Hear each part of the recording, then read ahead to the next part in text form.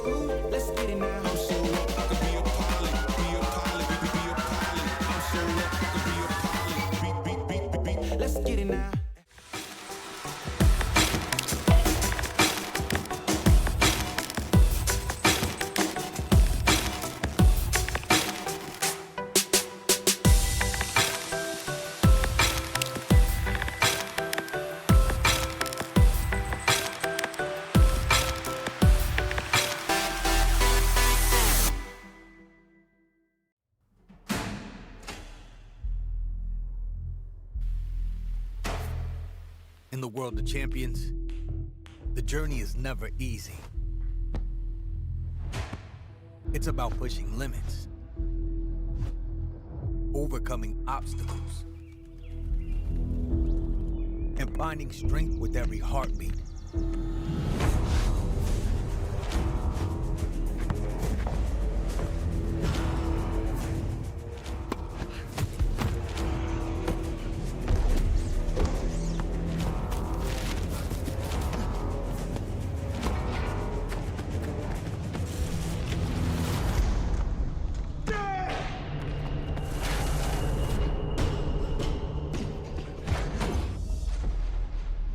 Sometimes your goals seem impossible.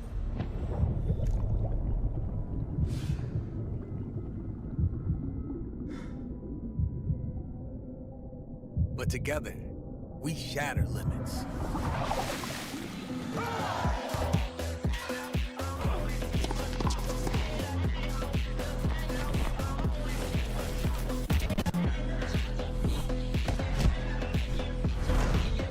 Whatever your sport, whatever your goal, we go beyond your limits, together.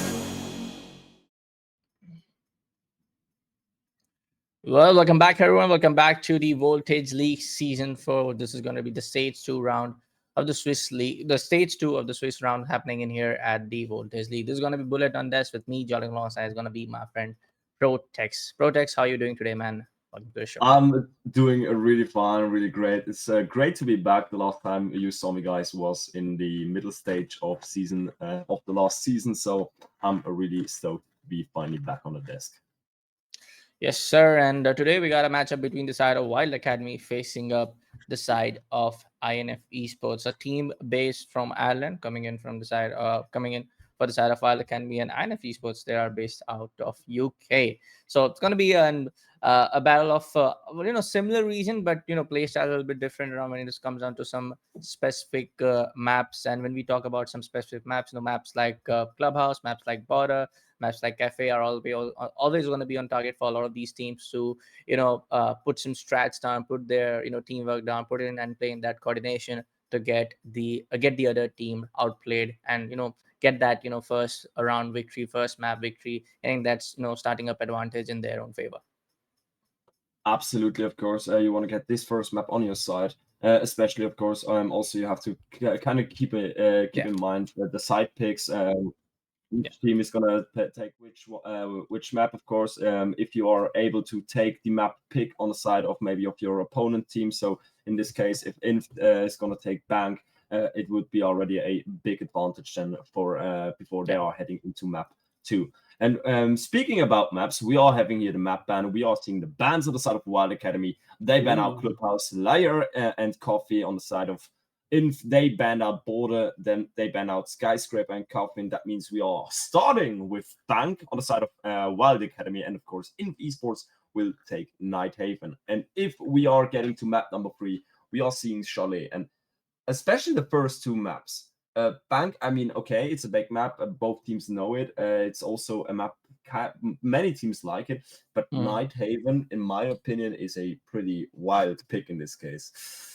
Yeah, definitely. Even even the T1 teams, the teams playing at the majors, the pro leagues are not even that much ready compared to what I'm able to see. Like INF going into take that their own pick on Night Heaven. This is going to be really really interesting because a lot of these conversations happen around a lot of Rainbow 60 Bay podcast that Night Haven is currently some of the sites are majority of the sites actually are very much attacker favored. A lot of there are instances where you can play a lot of vertical angles. A lot of these operators, operators like Ace, operators like Hibana, operators like the newer the Ram are just way too good and way too just good to be utilized on a map like Night Haven. But talking about the brackets, then taking a look at the Swift stage, yes, there are a lot of teams that have been eliminated. Last week I was around here, or it was previous before that. I guess it was last week.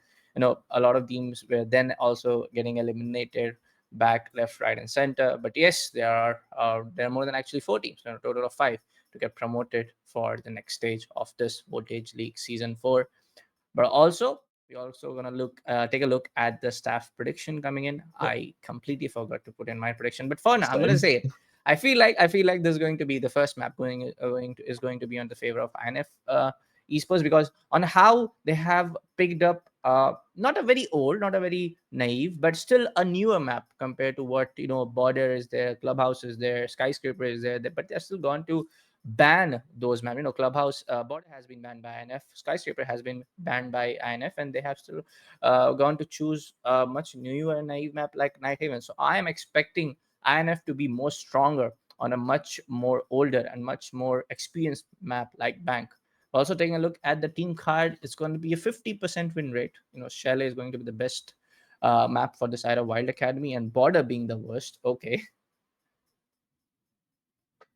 Yeah, very interesting. But of course, you also have to say Inf is already a team that was in the last season. They are now in this stage. They had a few good matches. They had a few not so good matches. But just now, focusing on on the team on the side of Wildcard, we are having Prophet King, Dodo, Toolcard, Booms, Semper, Garen, and Sneak. And then, of course, we also have their opponents. I would say we are gonna do a small switch then to our team on the side of Inf Esports. Yep. INF, or maybe I'm just gonna call them INF. I'm just gonna call them INF. But yes, we'll take a look at their team card as well. And after that, after a little short, a glimpse at the other team's team card, we're gonna go directly to our first game, folks, and which is going to be on the map of Bank. But yes, we just got the confirmation from the back impression, folks. We are gonna straightly to the first map of Bank. Now, talking about Bank, protest. This is one of the OG map where there have been not a lot of changes for particular for the basement objective, but for the second floor, for the first floor, there have been so many reworks coming in all over the place since what, year 5 or maybe year 6, there were so many changes coming in for this particular map. Let's also take a look at which specific operators are these lads gonna go and man for. I think we're not gonna see much specialties. Of course, in the as a attacker, they are banning at first Ying Ying. She's an absolute utility beast there with their candelas, with the Yes. smokes, with everything she got, and of course also with the big LMG. She could do such a big change for the attacking lineup, but she won't be in the game anymore. Second operator, I think it's also not going to be anything special, but we're still gonna. Oh, never mind. Another Oh. utility heavy operator with Capital. And so, especially the second ban is really, really interesting. But for the defense, I'm going to guess I think they're going to go with a Mira and maybe a Fenrir. What's going to be your guess? Yeah, I will go same for the Fenrir. Fenrir is currently one of the not the one of the beast and overrated overpowered operators, but yes, one that everyone loves to exploit and just use his utility to just bang on the opponents. But yeah, that's going to be Kaid. A lot of these hatches are going to be not going to be electrocuted with the electro core. Trying to go for the wordplay, completely failed at that. Ignore me. But for now, NF Esports is gonna go for the last rank. It's gonna be Valk. Now, Valk on a map like Ban is definitely way too good, and this operator needs to be get off on the chart. But still, you have tons and tons of operator that you can go for the bulletproof cam. Still, not much power, not that powerful, not that much kind of like than our pick compared to what Valkyrie's Black Eyes can do. That Black Eye with some specific skins, but talking about Black Eye cams, some of these spots can be really camouflaged with the overall environment and the settings of Bank, but still not that particular operator is not going to be anymore there. That's going to be get banned from the side of INF Esports. First round starting in, INF Esports going to go for the basement. And yes, we do see smokes. Yes, we do see Fender. And boy, oh boy, why not? In a basement objective, you're always going to see the Vulcan canisters coming in from the side of Goyo. The thing is, in the last 4 weeks, and of course, I was in the military service, so and also in the last couple of days, I didn't really play Rainbow Six and casted it. And right now, I'm looking at the changer as the whole layer, and I'm really flashed. Jesus Christ, it really looks phenomenal. 10 seconds to go. Damn. You're talking about the new observer or Yeah. Yes. No, this game. Well, this came in the first season of year 9, if I'm not wrong, with the addition of what the new operator coming in with the year 9 season 1, but the demos, yeah. But this is much more like giving more gives out more info to the observer, plus us as even casters, like what is the particular time that these abilities are going to run out, these specific gadgets are going to run out, what is the exact amount of these specific secondary gadgets are there going to be. But maybe the first gunfight happening here between the side of Vigil and the side of Grim. Vigil running with a boss G. Interesting one. I know shotguns are a little bit has been nerfed and buffed a little bit, but still not that viable. But that's gonna be the first pick coming in from the hands of JFK, and that's gonna be no more Demos plays from the side of Wylde Academy. But that's gonna be a quick trade. JK goes for the second and maybe a triple, and yes, that is going to be. And finally, the side of Hunter goes down. No more friendly plays, and it's going to be a result in a 2v3, very low on HP. But there you go. It's going to be the DMR play with that Evan. That's going to result in a 2v2. Just 6 HP for the side of Grim. So, not saying that technically cannot do a 1v2 or cannot technically take out the guys, but it looks like a 1v2 for now. 6 HP, just one bullet down.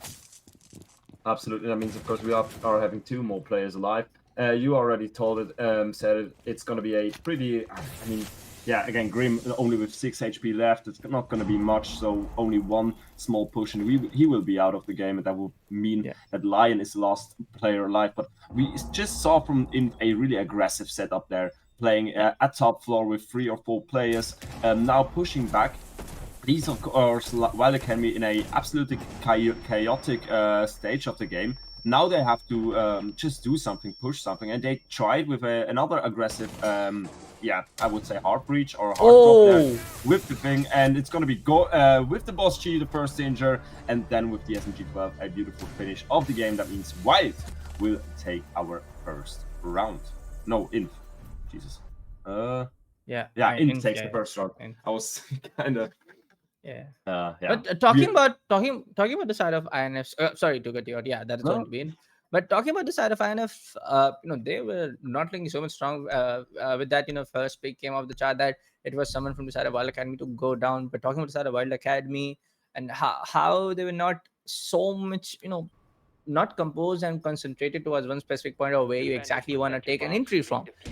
Some of the play, like this is one of the ways that you play Rainbow Six Siege. That is completely that is that one conversation. But some of the players going in towards the side of dirt, some of the towards the side of tunnel. Sorry, some of the players coming in towards this particular objective room, happening with the CCTV, and then some of the players. One of the player who got took out from the hands of Vigil was roaming around the third floor.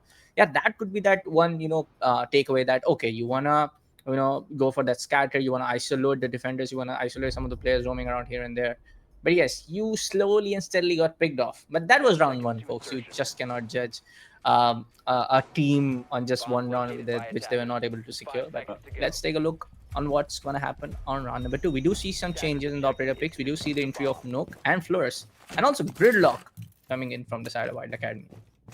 Absolutely. You just a small few words again. They from the last round, they took the breath out of the attack, so they had to regain or just go for another attack, and it didn't work out. Now round number 2, interesting pick. They are going for open area. Normally you are seeing a top floor for the second pick, but you won't in this game. It's gonna be this more, I would say, spreaded defense or spreaded objective here over those 2 huge rooms in the middle of the building. On the side of Wylde Academy, though, you are seeing as the objectives I would say prepares it. You're seeing a spreaded attack. So you are having a few players right now in the front of the building at main entrance. A few players going over the top floor, working towards this vertical play, and of course, I think also I saw a player moving towards garage, but it looks like that he moved away. He will rejoin at the top floor attack. So yeah, again. Trying to take the objective from the side, from the windows, but mainly going for this top floor attack. This particular attack seems a pretty confident one, to be very frankly speaking, Protex, because in the last round, a lot of these players were falling in the first minute as well. But maybe I just jinxed it. But Ivan takes the side of Lumens down. Nook is still down, but not out. She can get revived, and the revival is gonna go out for now. And yes, for now they have definitely got the control of the second floor. You have Gridlock, you have Flores, and of course you have the Logic Bomb waiting for you. So there's going to be a lot of utility that they can utilize to locate down some of the players towards the side of the open area. But it's going to be JFK to take down the side of Evan. That's going to be a 4v4. We do see the side of Dokebi going inside of Teller's office.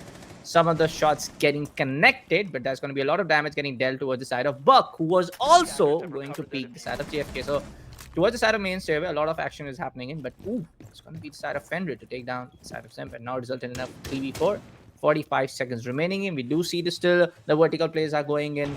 I'm not really sure if they're going to take the entry from the side of the this open room window. Maybe they're going to drop down towards the side of Patch, but that's going to be none other than the side of Vamai to take them to the side of Vamzi down. Now resulting in a 2v3. This can be a little bit wild for the side of Wylde Academy, as they are left down with just one attacking player in a 1v3.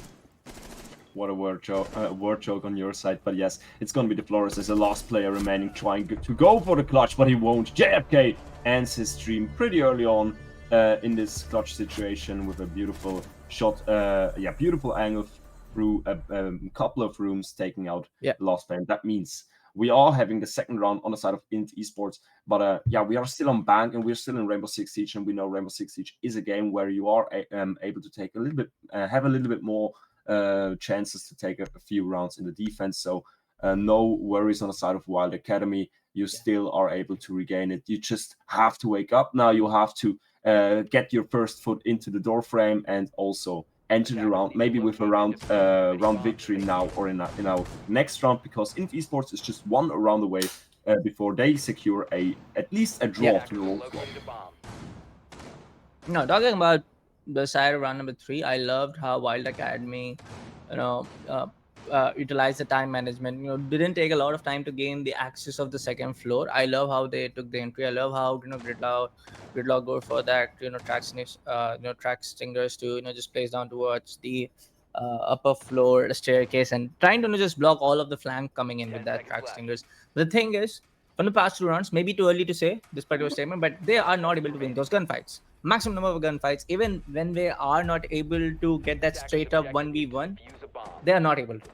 And when they will get onto that straight up 1v1, gunfight, some of the players will go on to, take up that straight up on face gunfight. I'm pretty sure they're not going to win because you are not able to, you were not able to get that Goyo where you were trying to pinch him down from the second floor. Somebody was trying to, put an angle on him from the side of Dokkaebi, and that is that. That's going to be JFK. And boy, oh boy, this is a guy who is just going bonkers right now because we have seen him in the previous round as well. He is right now on 7 frags in just 2 rounds in. So there you go. No more Zophia's ability to get played upon. The concussion and everything. But for now, it's going to be another more kill coming in from what? Did he drop down from this first floor or maybe second floor? Are you serious?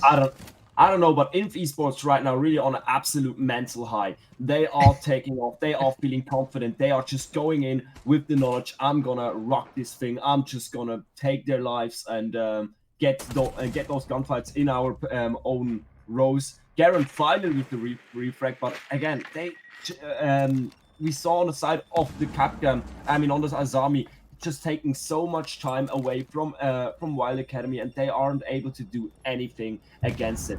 Now they are having the half of the round still time to maybe come back, but again, INF Esports, they are looking confident, and they still have JFK alive on their roster, and we know from our previous rounds he is one of those players able to, never mind, pop off. JFK now out of the game. Garen takes him out with 589 inside of Habana. That means they are coming back. But it's going to be the mirror with another kill for the leading kill for INF Esports again. Whoa. We are having a heat situation, even with a kill against the player on the mute. That means one more player alive. It's going to be 1 against 2, and it's Mira, and we know it. The Vector 9 has such a high fire rate, and with this weapon you are able to take it back, but his situation, his position isn't that great because he's walking into a sandwich, one of his left side and one on his right side. If Wylde is playing it correctly, they should be able to get it, but are they? They have no clue of the situation. It's gonna be a double kill for the Mirror, and it's just one more player, and he doesn't have a large HP left on his H-bar, so Mirror, he is now having the upper hand in this gunfight, and also Flores doesn't even know where he is. He just can't predict it. Goes for banana. Will he get it? 20 seconds. He has to push it and he has to get the kill, but Mira again rotates pretty beautifully. He destroyed the Mira window, and it looks like that Flores doesn't really get a chance. He just never mind. Okay.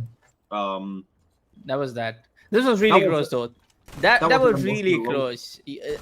I am right now, at the edge of my seat because they had 2 drones? I'm pretty sure Hibana had 1. You had 1 minute on the clock. Why you're not droning? I know this might be a very bronze or a gold kind of advice, but you have that utility. You have that one player who can look out for the cover. Go for it. You don't have the intel, the information that you need where exactly Mira is, and definitely by the angles that Hibana was speaking here and there, he definitely did have even the slightest idea about where Mira is playing upon. Diffuser was down. He was trying to protect this diffuser towards the side of staircase, so maybe it was down towards the open space. I'm not really sure, but it was on the direction of towards the side of Mira. So yeah, maybe last time when these situations happen, and then you have the drone, you have those utility which you can use to gain that information and intel advantage, go for it. Simple, classic Rainbow Six Siege piece of advice. Maybe you want to call it, because you have the drones, go for it, and you have the time. If it was 25 seconds left, it was 20 seconds. Yeah, that would be a stupid move. But you have 1 minute, and 1 minute is a lot. When it comes down to a game of Rainbow Six Siege. But finally, we do see the side of Wylde Academy getting that first round in their favor, and I love how they, shut down the street aggression coming in from the side of Esports, the runouts, the spawn peaks, everything happening all over the place. I love how they have retaliated and took up a front foot and gave the reply back answer towards the side of Esports. Yeah, but you also have to keep in mind so much did go on at this situation, and I think his pulse was just too high and he just forgot about the drones. I mean, it happens. But, yes, it happens. Yes, completely agree. All right, round number 4. We are going now to the bottom floor again. That means, of course, rotation is able to rotate again. And we are seeing on the side of INF Esports, I would say not that aggressive of a defense anymore. They took now a little bit more play downstairs. Only 2 players are at the top, maybe 3 if you count Smoke as a top floor player, because he's able to rotate all around those CCTV stairs. But it's going to be Bimsy with the opening crack against Hunter. How do you spell him out?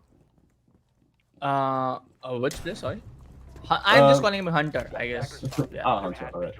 Yeah, in this case, already 2 more cracks occurred here. Never mind, 3. It's going to be Sneak with the kill against Loomer, leaving us in a 3-3 situation, and with 1 minute and 40 to go. Yes, sir. Another logic bomb getting triggered upon, and that's going to be the first frag getting utilized with that logic bomb off. And this Dokkaebi with the ringer on towards the defender's mobile gives you a lot of audio cue, especially when you are in a close quarter combat like that. But that's going to be just 2 defenders. Another round looking into the favor of Wylde Academy, and they are spectacularly doing a very good job of not letting defenders overrun them. But for now, as I speak, that was not a very big silly mistake, but that was a mistake that you don't commit upon. I mean, you were just looking on that angle, but a hot breeze coming in to drop down towards the side of Hatch. That's gonna be inside the vault and vault lobby. That's gonna be the side of Goyo. Wants to make a headshot, but left down with 8 HP. That was very lucky for the side of Zemp. And now Sneak. He has a very big responsibility to clutch it out as Zemper goes down. It's gonna be a 1v2. No. Oh no. Oh my god. It's gonna be JFK again, who saves the round. 4v2. That was 4v2. Come on. Yeah, we saw here again JFK doing his work, and again leaving them victorious, and that's the 2nd time in a row they won the bottom floor, and that means they won't be able to play it in this first half anymore, because again of the round rotation. That means in the next 2 rounds it will be locked, and afterwards we are heading into role swap. Now we are heading into round number 5, and for the first time in this game we are seeing a Montaigne. That means Wylde is going for a more defensive attack strategy, or a more of a passive attack strategy. Because you already saw it, INF Esports, they are playing maximum aggressive here with those players, even in a 2v4 situation, leaving their safe area, leaving the objective to go for those aggressive picks, to go for this, again, pick-off picks, to even it out. And now Wylde Academy, they just kind of realized, okay, that what they were doing till now wasn't really working out for them. So they are now changing it a little bit more. While I said this, they changed again away from the Monty, so forget what I said. Thank you. But yeah, round number 5, we are heading to Open Area again. And what do you think? Does Wylde need to change to come out positive or come out successfully? Right now, I feel for the side of Wylde Academy, I feel like they are not able to go for that isolated gunfights. That's one thing. But finally, we do see when the entire round is. I'm gonna give you that answer in a while now. But, when the entire round is starting and they finally get someone down and taking that man advantage in their own favor in the first minute of the game. But I feel like they are not able to get those isolated gunfights. So it's just better that you go for that duo and a trio group up, and then go for some certain objective push, and then maybe just go to take that map control on towards the 2nd floor. So no, something like that. Just not go for the solo gunfight. Just not go for those isolated gunfights. You're not able to win that. We have seen that happen in the last round. We have seen happening in that round one. And that is it. That is, I feel like, the one of the simpler things that I can, get out from the last 4 rounds. So there you go. Zemper is gonna confirm up that kill, and that nitro was from the bottom floor. Yeah, that was from the side of mute. No more C4s left. Two or maybe just a few of those impact names left out, and of course, not a lot of things that you can do with the razor wire. No, still, razor wire does give you the damage though. The last new blood update was that the razor wire now gives you a little bit of damage when you walk past it, like walk through it. Now, in a 4v5, let's see what's gonna be the play coming in from the side of Wylde Academy as they approach for the attack. Absolutely, of course, and they're still going for the top floor attack, but it's going to be Evan with the Buck taking out Sandy. That means they are now extending their leads, but it looks like that INF has something against it here with a beautiful pump gun kill at close range, taking out the first player in the attack. In this case, it's going to be Dokebi, so no more calls, no more sound cues, or I would say, hard sound cues on the side of the attacking phase. But right now, INF Esports just has to get a little bit more closer to the objective, because it looks like INF is just bunkering themselves in. They are waiting, they are holding the angles, and they are just letting those attackers come. And of course, Wylde Academy in the first place, yes, they need to come closer, but they don't maybe. They have to also be aware of their situation. So maybe work with some distractions, maybe work with their lost gadgets, in this case, the Retero drone. It's already the last Retero drone, but maybe use it for a pusher. Again, use it as his main distraction. Now, on the other side, again, pump gun can evens it out for the 3-3 situation. And now Garen, never mind, goes for the drop down, takes the kill, and they are going for this hard push. Now on the other side, we are having the rotation on the side of the Melusi, which is going to be the last one to be successful in this. The pistol makes the close quarter work successful, and that means we are going for the last round in this first half in a 3-2 split. In this case, INF Esports still able to take out the positive roll swap. On the other hand, if Wylde Esports wins the next round, they would go with the draw into our second half. Looks like, I feel like, it's going to be Wylde Academy now. They have the momentum charged up on their side. They have got an idea of how these defenders can approach them, how some of these flanks are going to come in.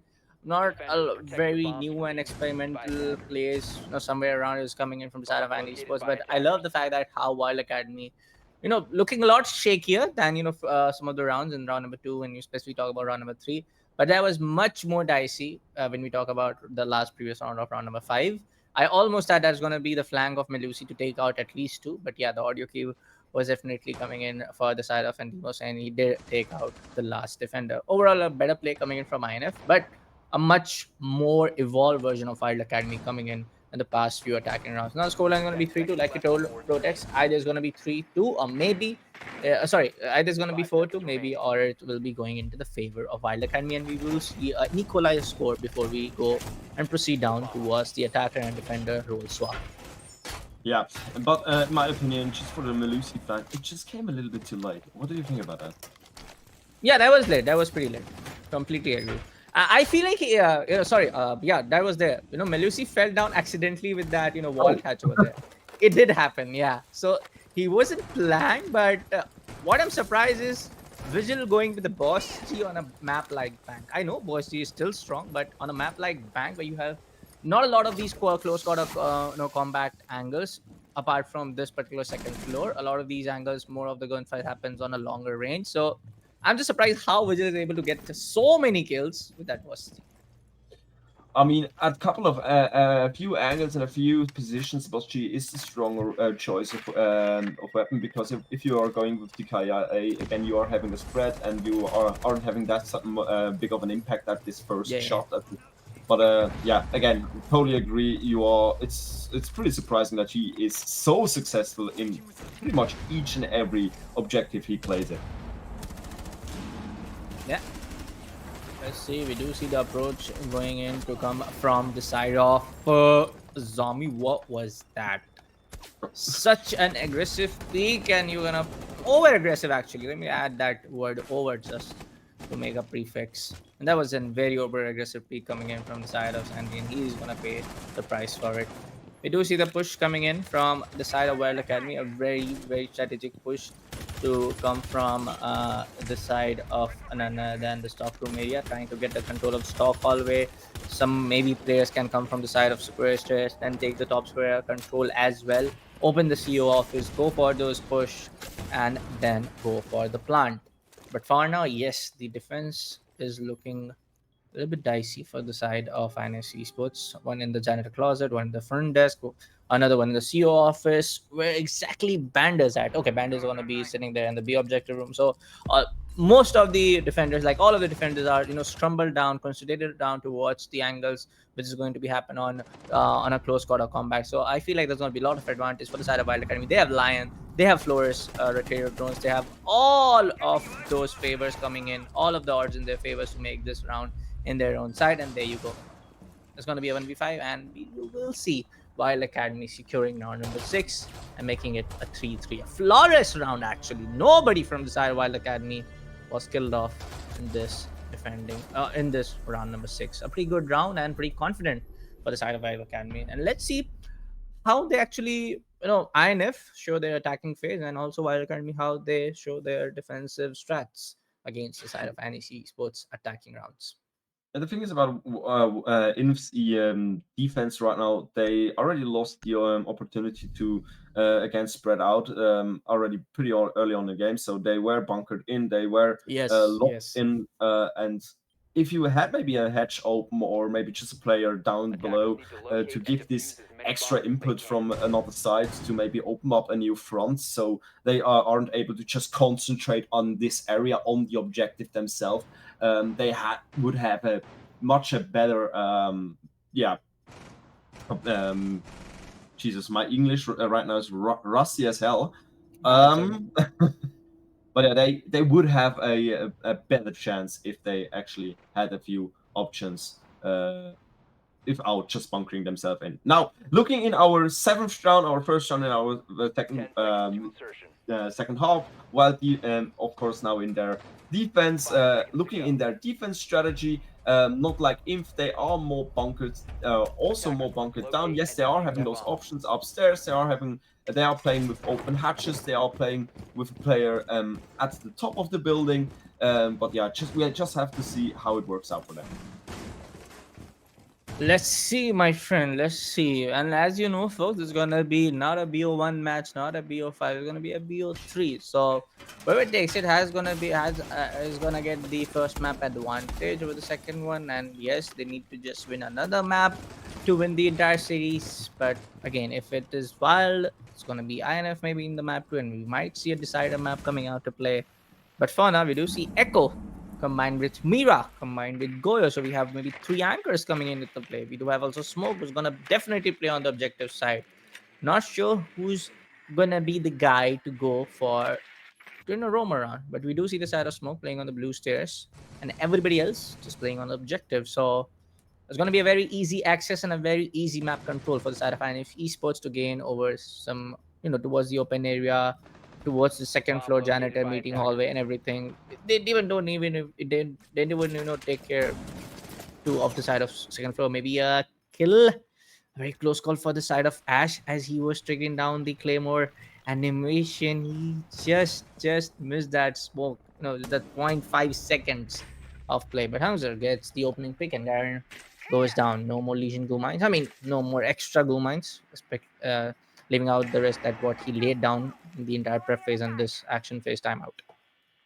Yeah, and of course, also he was the only player who really had the option to roam around and make a little bit more drama at the top floor. Also, Smoke leaving his position at CCTV stairs, so they are able now to rotate to the side spots. In this case, going to be CCTV, and this again leaves us in a more compact defense down below. They will have to play with their with the Mira drones, windows, they have to also watch out now from the elevators, because that's, I think, one of the next attacking points. On the other side, Santi takes out Samper. That means our second player is out. No more activities on the side of the Yokai drones, no more Echo. And that's a hard one. Losing Echo already so early on, or I would say not in a late game phase, without those stuns used. And that's a big loss on their side, but it's not impossible yet. But never mind, it's gonna be IQ with another kill, not IQ, Grim in this case, taking out the Mira, and that leaves the Smoke and Goyo with the last two remaining players. And never mind, it's just gonna be Goyo, bunkered down in gold, trying to hold off 5 players, but it looks like that INF could also as well go for their possible first flawless round, and yes, they are! Here with the finishing kill, actually with the Balev. That's hard. Yeah, that hit hard, especially when you try to go for the secondary when the last guy is standing right there in the corner of the wall. But there you go. INF Esports were a really neat and clean attacking round. But yeah, we saw the mistake coming in from side of our academy. There was nobody except for the side of Smoke, who was on the basic and the default position. He has the shotgun. He's just gonna be the guy to protect down the blue stairs angle and just playing over there. And he was he had to fall back because of the Ash and another operator pushing down towards the same angle. But yes, Wylde Academy, you at least need to play maybe one roamer, maybe just two roamer to roam around downsides. If you're going for the second floor push, wait down, waste down the time of attackers. That is one of the basic roles of the roamers. If everybody just playing on the anchor points, you have tons and tons of those attacking operator utilities which can be used to take you down when you are just sitting not idle, but sitting around the close areas of the objective points. Yeah, absolutely. All right. Round number 2 in our second half. Overall, of course, round number 8, we are against in the Mirror. We are having now a castle. Castle on the top floor, yes, to shut down the windows, of course. Also, Warden, even after this rework a couple of seasons ago, he's still maintaining a pretty much picked many times in the defense. That's I would say that's well done from Rainbow or from UB. But overall, just to add that there's because you said that you were not playing Rainbow Six for a long time. Last season it was a pretty massive, not a massive buff, but I'm gonna call it a buff. A massive buff is right there for all of the shield operators. Now you can just melee. The attacker is gonna, the defender is gonna fall down onto his knees. He just cannot do anything for 0.5 seconds. So that is that. You will see this. You will see this happening in this particular round. Yeah, for the shield operator, yes. I actually got that rework. I'm playing it. Sometimes I'm still playing it. Not that much, but sometimes. Yeah, I feel like even Osa, even with Fuse, as he has the third option to go for the shield. Oh, that is going to be a huge strong push coming in from these light over the stop room, because you have Monty. Why not? But for now, we do also have Ace, we do also have Flores, and of course the Zofia to counter those concussion rounds. But for now, it's going to be really hard for all the players, against side of a player, operator like Monty. If he is accompanied by any of the secondary operators behind him, he's just going to be unstoppable. But what? Unlucky. I'm not gonna say it. That just happened. Yeah, well, we are back on a 4-4 situation. That means, of course, all the work they did went down in the drain for a second. Yeah, I would say in the operator setup is. Oh, my game is freezing or my stream is freezing. You have to. It was us. It was us both. Yeah. But for now, it's gonna be Monty to get down towards an entry to make on site a objective. Some of the defenders are still have no clue to how they're gonna take this Monty guy out. Yes, they're gonna have a C4, actually just one coming in from the side of Mira, but yes, all of those abilities are gonna go down from the side of Ace, and even side the rotator drones are up and down left. But you still have Monty waiting down for the smokes to go down, then go for a plant, placing a shield up towards the other angle. I don't know where the toxic babe is at, because it's not getting it has not been picked yet. And this particular objective, and another double kill. Zemfer comes up with a trade. Sneak gets another one, make it get a 2v2. The plant is still not going down. This is going to be very hard for the side of INF Esports to make it possible, make it their round. Of Wylde Academy with those two trades happening in from the hands of Garant is definitely going to make things worse for the side of INF Esports. And what a round coming in from the side of Wylde Academy. What a round. Yeah, while picking up their game even more after this roll swap, it looks like that they are really feeling confident now in their defenses. Yes, of course, the first one round after the roll swap was a little bit rusty, but now in our second half, it looked like that they are again feeling confident in their role, in their position. And now looking into the next room, we are going, of course, for staff open area. You know, it's this part of the building in the middle part, those two absolute big rooms where you have to play pretty wide, pretty open if you want to successfully hold the defense. What makes this room, my opinion, really special that you aren't able to really hold it on spot. You really have to play with bottom floor. You have to play with top floor. You have to play with servers. Sometimes even with trading, and that makes this this spot so hard to hold, but as well as special to look at what the teams are preparing to do. Yep. I love how they are, picking up some of these unorthodox based operators, senses coming in with the projector systems. We did saw Demons. Demons is a pretty common pick now, with the death mark being so aggressive and so it's so good, and to take that advantage and getting that intel and some of those rumors is definitely one to go for. But love the way how Wylde Academy has also bounced back, and INF Esports are also a little bit struggling here and there to secure some rounds. Especially that round number 8 was that one example. I almost had Wylde Academy. Well, I almost thought that INF Esports will get that entry and get that plan down with the Monty accompanied by row projector system coming off from the side of Sense. But anyway, that went on for the side of Wylde Academy. So no, kudos to both. As we approach the later down rounds, both of them are playing so good. But and vertical C4, and that is going to be side of Amaru to go down, and Hunter is no more part of round number 9. It's going to result in a very early man advantage for the side of. Let me just complete, guys. Just let me complete. I know I'm taking my time, but attackers, you gotta wait for a second. But yeah, there you go. A 4v4 now. 1 minute and 50 seconds remaining in. That's gonna be the side of Mute to go down. Yeah, and of course, Amaru isn't really that of a huge deal to pick him off.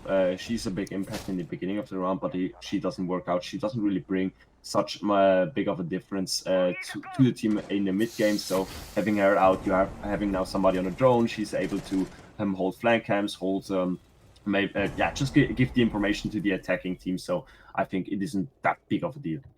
Her out of the game. On the other hand, as well, we are seeing Mute out, but he took his C4, he used it successfully, so he did his part in this game, and that means round number 9 is still open to both teams, but both teams have the same chances. On the other side, of course, INF Esports, they have to still do a lot of work preparing towards a push, preparing towards the objective take in the end. Santi, on the other hand, taking out Evan for the 3-4 situation.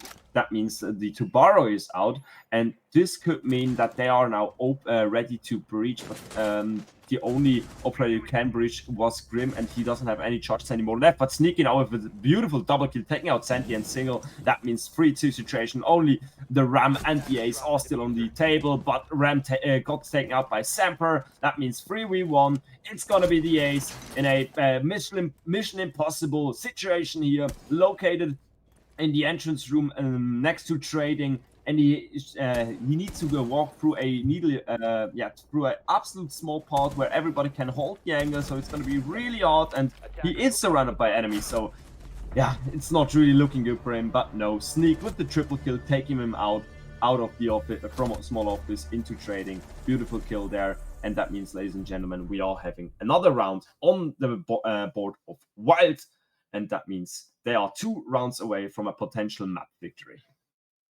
Yeah, and I love how INF Esports, Wylde Academy are not are able to just suppress down the side of INF Esports on the defensive side. I just over expected my expectations coming in from the side of any Esports, because they went in for a second map selection on Night Haven. So I just made an assumption that they will be pretty good on a map like Bang. And all of these older maps coming in, but a map like Bang, INF Esports struggling a lot and a lot on their attacking rounds. In their defense, we did saw them just feeling it. We did saw them running out, taking those kills, whether it be round number 1, round number 2, round number 3. But in the end, those round scores were equalized. That resulted in a 3-3 before we went on for the attacker and defenders role swap. But right now, Wylde Academy is going to be the vice versa situation. In a vice versa situation, they are making tables turns around in their favor.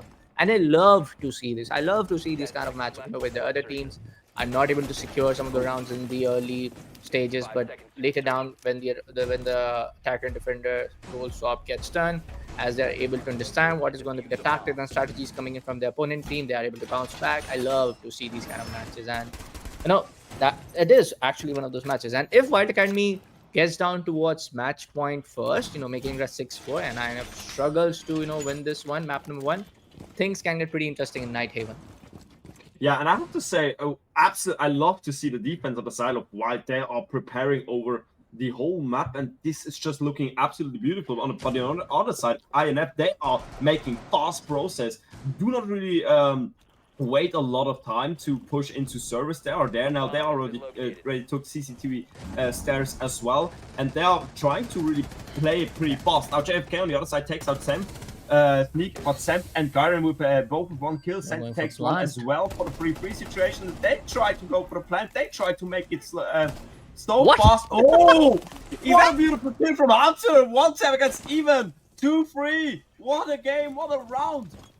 What you were thinking? Was he going for melee? I mean, this happens a lot to us, we're just hoping for the fact that there's somebody around our smoke and he's going for the melee, but that's going to be another kill coming in for the side of Fashion. That resulted in a 1v3. Fenrir in a 1v3 spot, having that clutch potential. I feel like he can go for it, but for another plant is going to go down. Ooh, what a cheeky play, what a cheeky angle, and he secures that gunfight. Ash is going to come down, but no, Ash is going to look the other way around, making that triple kill for the side of Fenrir. And he has to get this. Boy, oh boy, come on. 33 seconds, all you need is just 10 seconds, folks. You're going to use that 20 seconds, but left out in the tight spot. Not going to happen. No, this is bad. This is really, really bad. Oh, that's a really smart move on the side of Monkey, but yeah, you see it. You need 7 seconds to defuse the diffuser, but it doesn't really look like that. He will be there in time. He has to get a couple of feet shots, but Monty just plays it absolutely nasty to get to him. Come on! Now giving him the chance, but you see it there. Time is up, and 6-4. INF goes for another score draw, and that means both teams now able to take with the next round the first map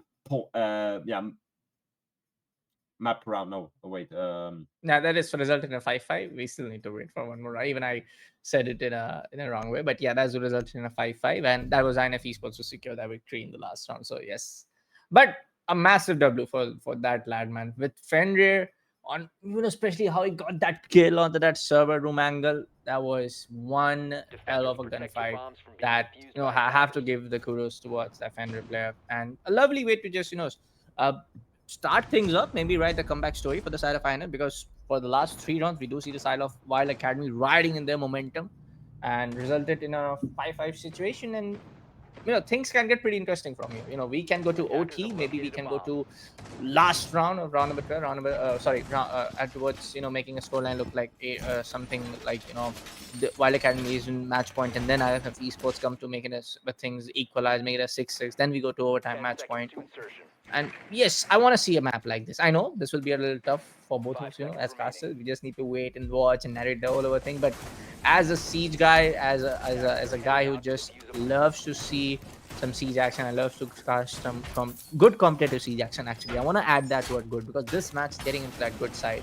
So I'm just waiting in that kind of scoreline to happen. And I feel INF Esports could be that first team to make it to match point, but then Wylde Academy being that stealth, silent underdog, just bounce back and make the scoreline look 6-6 as we approach round number 13. But hey, a potential. I don't want to just jinx it all over the place. We just want to wait and watch. Do you know the caster curse? Yes, the caster curse. It happens a lot to me, trust me. Yeah, I know the feeling. All right, round number 11, guys. The second last round of the regular playtime. Afterwards, we would head into overtime, but till there, it's still a lot of work to do for both of the teams, and of course, maybe, but just maybe, we aren't heading into overtime. But right now, it really just looks that both teams are on a, I would say, a pretty even level. Both teams having some really absolute banger of rounds, and a couple of rounds are just like they were a little bit scratchy on the head. So yeah. But now round number 11, of course, new game, a new round, new game. We are seeing an attack on the top floor, on on office, of course, on CEO office, and they are again spreading throughout the whole through each and every side, north, south, west, and east.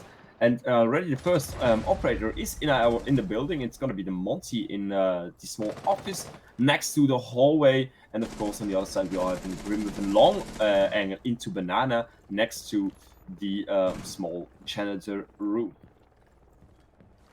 Let's see, sir. Let's see what's gonna happen. Because no more ace aqua thermal charges, and I'm really sorry. I just completely missed down just a slight bit of action. I'm not really sure if they got that wall open. I'm not gonna happen, and that's gonna be a double kill straight up for the side of the attackers, and a pretty good one though. Even Mira is gonna go down pretty soon. Make that a quadra for this guy maybe, but no, double kill for JFK. Make it a third one.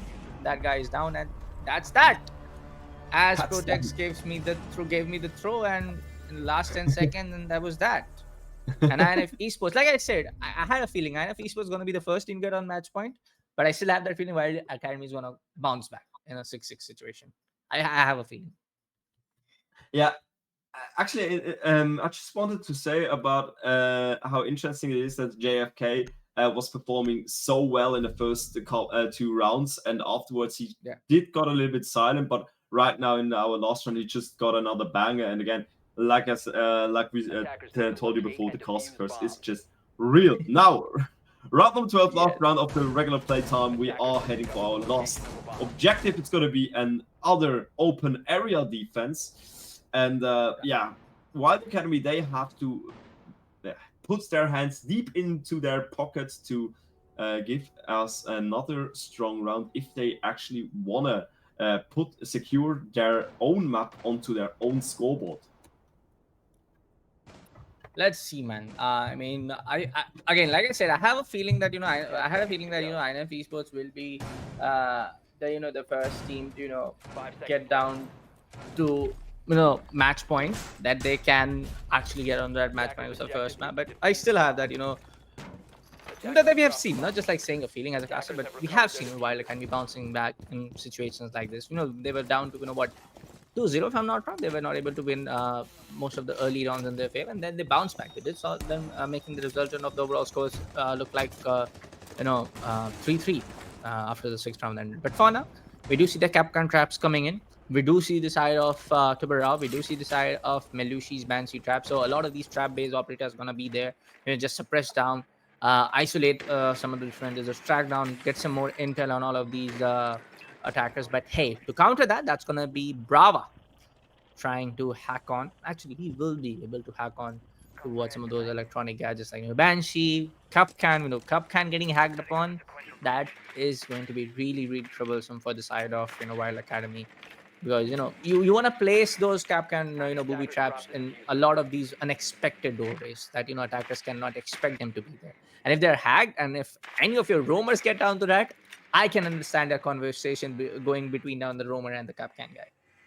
Absolutely. And the first time Brava got released, I already thought, okay, that's going to be a strong operator. That's going to be an operator who will be banned a lot. But actually, she is just a little bit of a side operator. She doesn't really get picked that much. And as I said, while I said that, even takes out the first kill, he takes out single on the Grim. That means no more electric bees in this game. And even Bot taking a lot of damage there. So not with a great start into round number 12.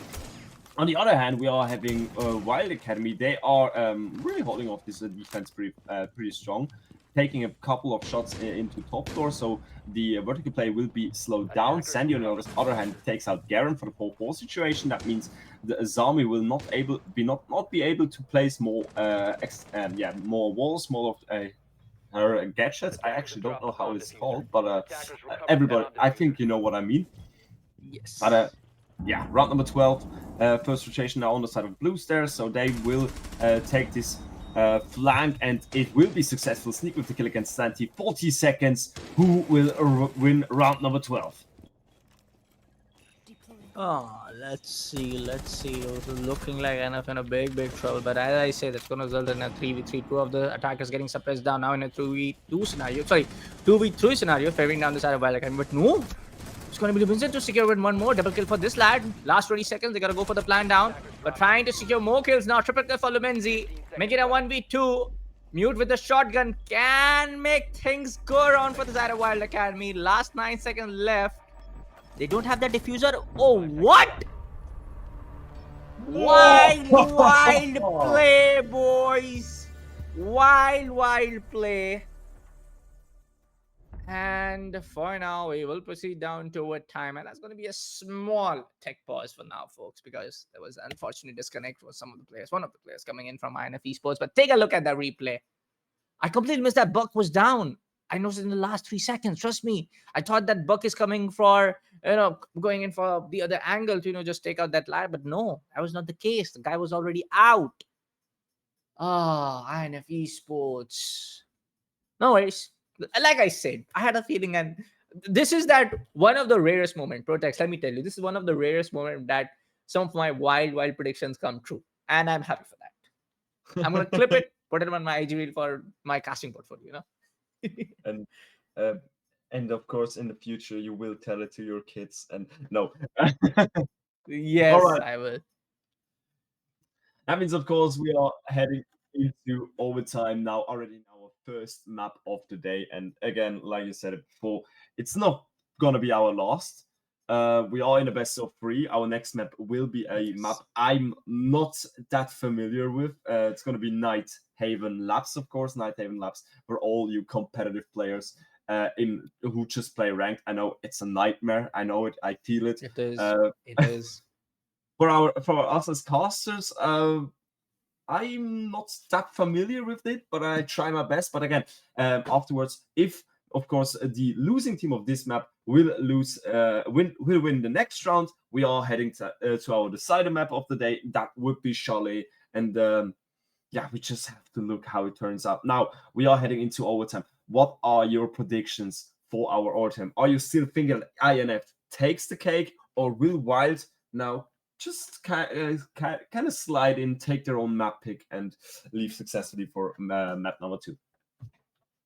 Put it straight, I will pick up INF Esports because they are the team to somewhere down when they have that opportunity, that when they get down towards making this business all serious, that hey, we're gonna win this. And we have seen that happen. We have seen them being able to just suppress down the side of Wylde Academy in their own defense. Now being on the attack, I feel like they will get in. But yes, not repeat the mistakes which they did in the last round. Round number 12 was disastrous. Boy, how you can let that thing happen. And, Mute is just left down with, that one shotgun, and the other guy is also down. You are just crumbled down to that one specific point below down the open areas hatch. And that was that one round that you don't want to repeat of. So, yes, I'm definitely going to favor the side of INF Esports because we have seen them being in the driver's seat since round number 1. So, if you ask me, it is INF Esports to secure up this first map. No, sorry, round number 13. Not this map, round number 13. Yeah. Just round number 13. All right. Of course, overtime means the game is just set on 0. We are having INF first in attack. That means there will be in our second round, or in round number 40, there will be in defense. While on the other hand, first defense and then attack. They are picking off for the first side at bottom floor.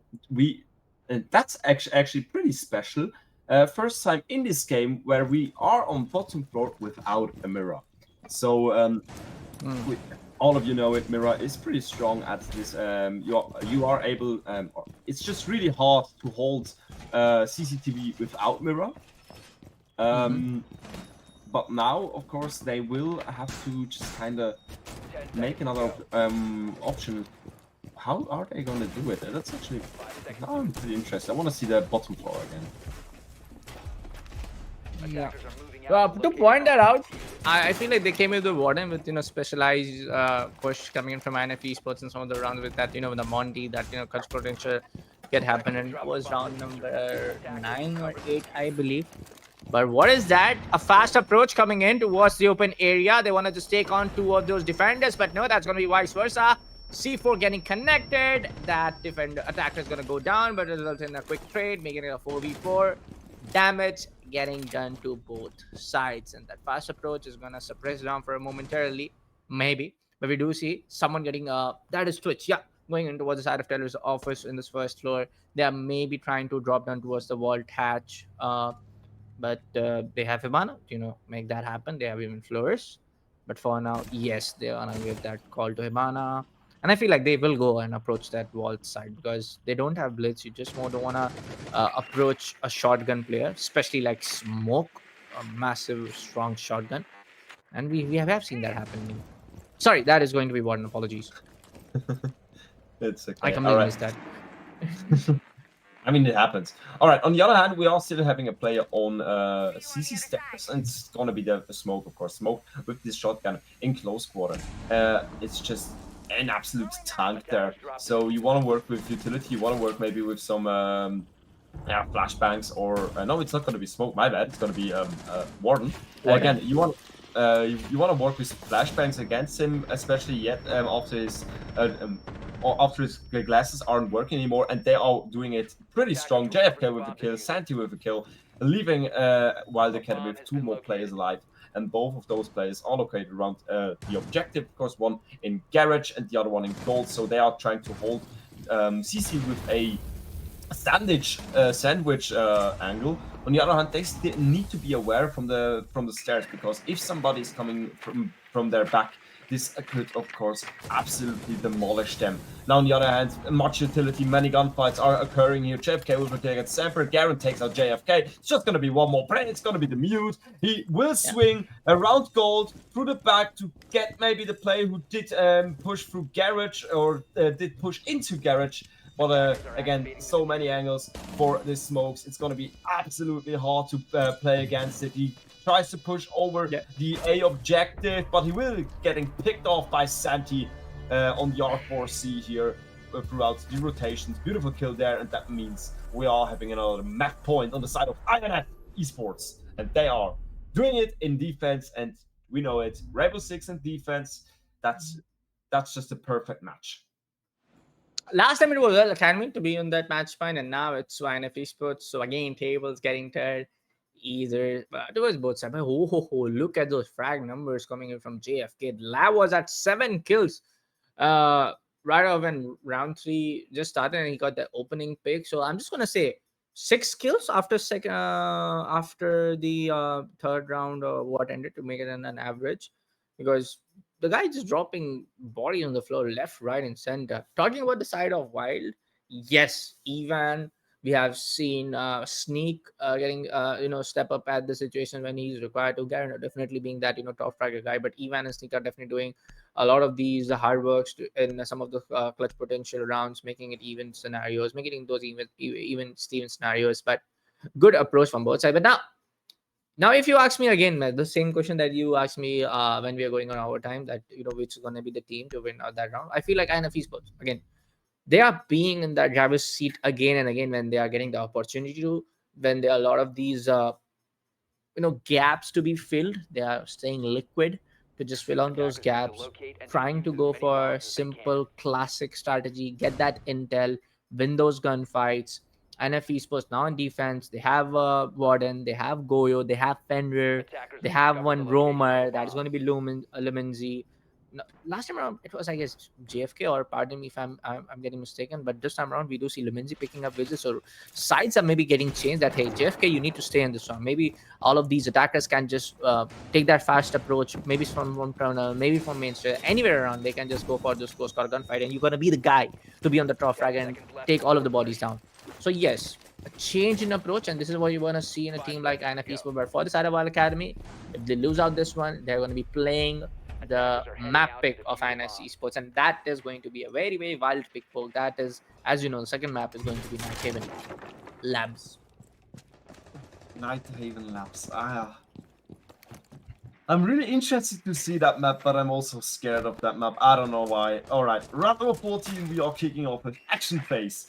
Looking into Wylde's attack, of course, we are in the beginning. That means we are still in the phase where you have to get some info. That means info gathering, droning, maybe the first entrances into the building are picked off there, but not a lot of action will take place because when you are looking into the defense side of Wylde, we are having the most of the players in the objective itself. Yes, there is a vigil, and I think again somebody on server stairs, but the rest of the operators, they are waiting down below. Yep. And Death Mark is gonna get failed because he's gonna trigger down his ability, and that leads down the, as the lore says, technically failing down the death mark signals to get tracked down from the side of Demas. So yes, a good counter to just go for it. But yes, Vigil still needs to be really on his toes that anytime around Demas can just track down this ER7, trying to just get you caught out in the timeout, and you can just give away your intel. Your position is gonna get away. But for now, it's gonna be the side of Demas to go down toward the side of Blue Stairs. What? Demas is with the shotgun? Yeah, that's Maybe I haven't seen him much of this place. Yes, yes, please. it's just for the counter around services because they just really lost a lot of times in the last few rounds where they played there, so they had something to play against the player in services. But yeah, there's nobody, so the shotgun pick is a little bit unuseful. Let's see, man. I mean, I haven't seen a lot of Demons play going in for the shotgun pick over a gun like KK, which you get in the second preference, in the first preference. But for now, it's going to be not a lot of action. But as I say, Hunter is going to take down the side of Zemper. The KB, no more logic bombs. Go your Vulcan connection is going to go down. Burn the side of Objective A, and Grim Stinger Bees are also going to give away the position for the side of Legion, and 4v4 is going to happen. Last 30 seconds remaining. They got to go for the plan, but Goyo Canister is still not going out. So maybe a push from the side of main stage. JFK takes on the side of Even, making it a 3v4. That Goyo Canister is still not out. First pick coming in for the side of MZ. Maybe things can get really wild for this Demons player right here, making it 3v2 now. They're still struggling to find the second pick, but he will get eventually. But no, our team kill! An unfortunate one. They make it a 1v3, and there you have it, folks. INF Esports securing the first map of Bank in their favor. And things are gonna get really, really bad now. Wylde Esports not able to win the map pick, but what a map it was, folks. What a lovely map. We did saw INF Esports being in the driver's seat since round number 1, but as we approached round number 4, round number 5, it was Wylde Academy to push down, answer back the side of INF Esports in their defensive round. The scores did got equalized by 6-6 after round number 12 ended, but most of the time in the defensive round, it was Wylde Academy to be in the driver's seat. A lot of mistakes from INF Esports, a lot of mistakes from Wylde Esports, but in the end, that's going to be INF Esports to pave down the victory flag on map number 1. Yeah, absolutely. Especially the last rounds got me on the edge of my seat, but unlucky with that team kill. But that means, of course, we are having our first map winner. It's going to be INF Esports, and they are moving now into their own map again. Night Haven Lab. Who could have guessed that we are going to Night Haven? And if INF really feeling comfortable on their own map, on this special map, this could mean something really crucial for Wylde Academy. So they have to get prepared. Maybe. Not want to jinx it, but maybe what? INF Esports are able to win Wylde pick, or maybe Wylde, or we do see Wylde Academy able to win on INF's pick. So that can happen. We have seen that happen in Pro Leagues. We have seen that happen in Voltage League itself. We have seen that happen in a lot of these community-based events. So maybe that is going to be the case. But yeah, maybe it's just too early to say anything at this point of time. But I love to see. I loved the way how Wylde Academy was able to answer back the side of INF Esports in their defensive rounds. And yes, for now, folks, we will, I guess, go down to map number 2 very, very shortly. But kudos when you talk about some of these individual plays. Kudos to Lumenzi, kudos to JFK, the guy named JFK from the side of INF Esports. They were just dropping bodies left, right, and center. And I was surprised on how vigil, that JFK guy is able to utilize Boss G on a map like Bank. Absolutely. I think not even JFK was playing the Vigil. Lumenzi was also there. JFK he did actually play Vigil in the first 2 rounds. Oh, okay. So I'm I could be wrong, but the Boss G did came out in the second round, and JFK was at what 6 or 5 frags when the second round or the third round ended. Absolutely. All right. And I would say before we are heading into map number 2, we are heading into a small break. So everybody can go to the toilet or grab something to eat, something to drink for you guys, of course, as well. But don't go far because, again, this match isn't over yet. So stay tuned and we will see us in map number 2. See ya. I must have went blind tonight, cause I swear that you out of sight. Man, I'm so up, I could be a pilot, and I just hope trying to catch a flight. So let me get the digits, I call right now if you with it. I seen 1,000 pretty girls in this room, but darling, I've been looking for you. I've been searching, it's so hard to find a girl who's one of a kind. Cause being alone just isn't cool. I'll take 1,000 trips around the world just so I could find you, girl. Cause darling, I've been looking for you. Yeah, I'm looking for you. For you. I'm looking for you. For you. Let's get it now. I'm so up, I could be a pilot. Be a pilot. We could be a pilot. I'm so up, I could be a pilot. Beat. Let's get it now.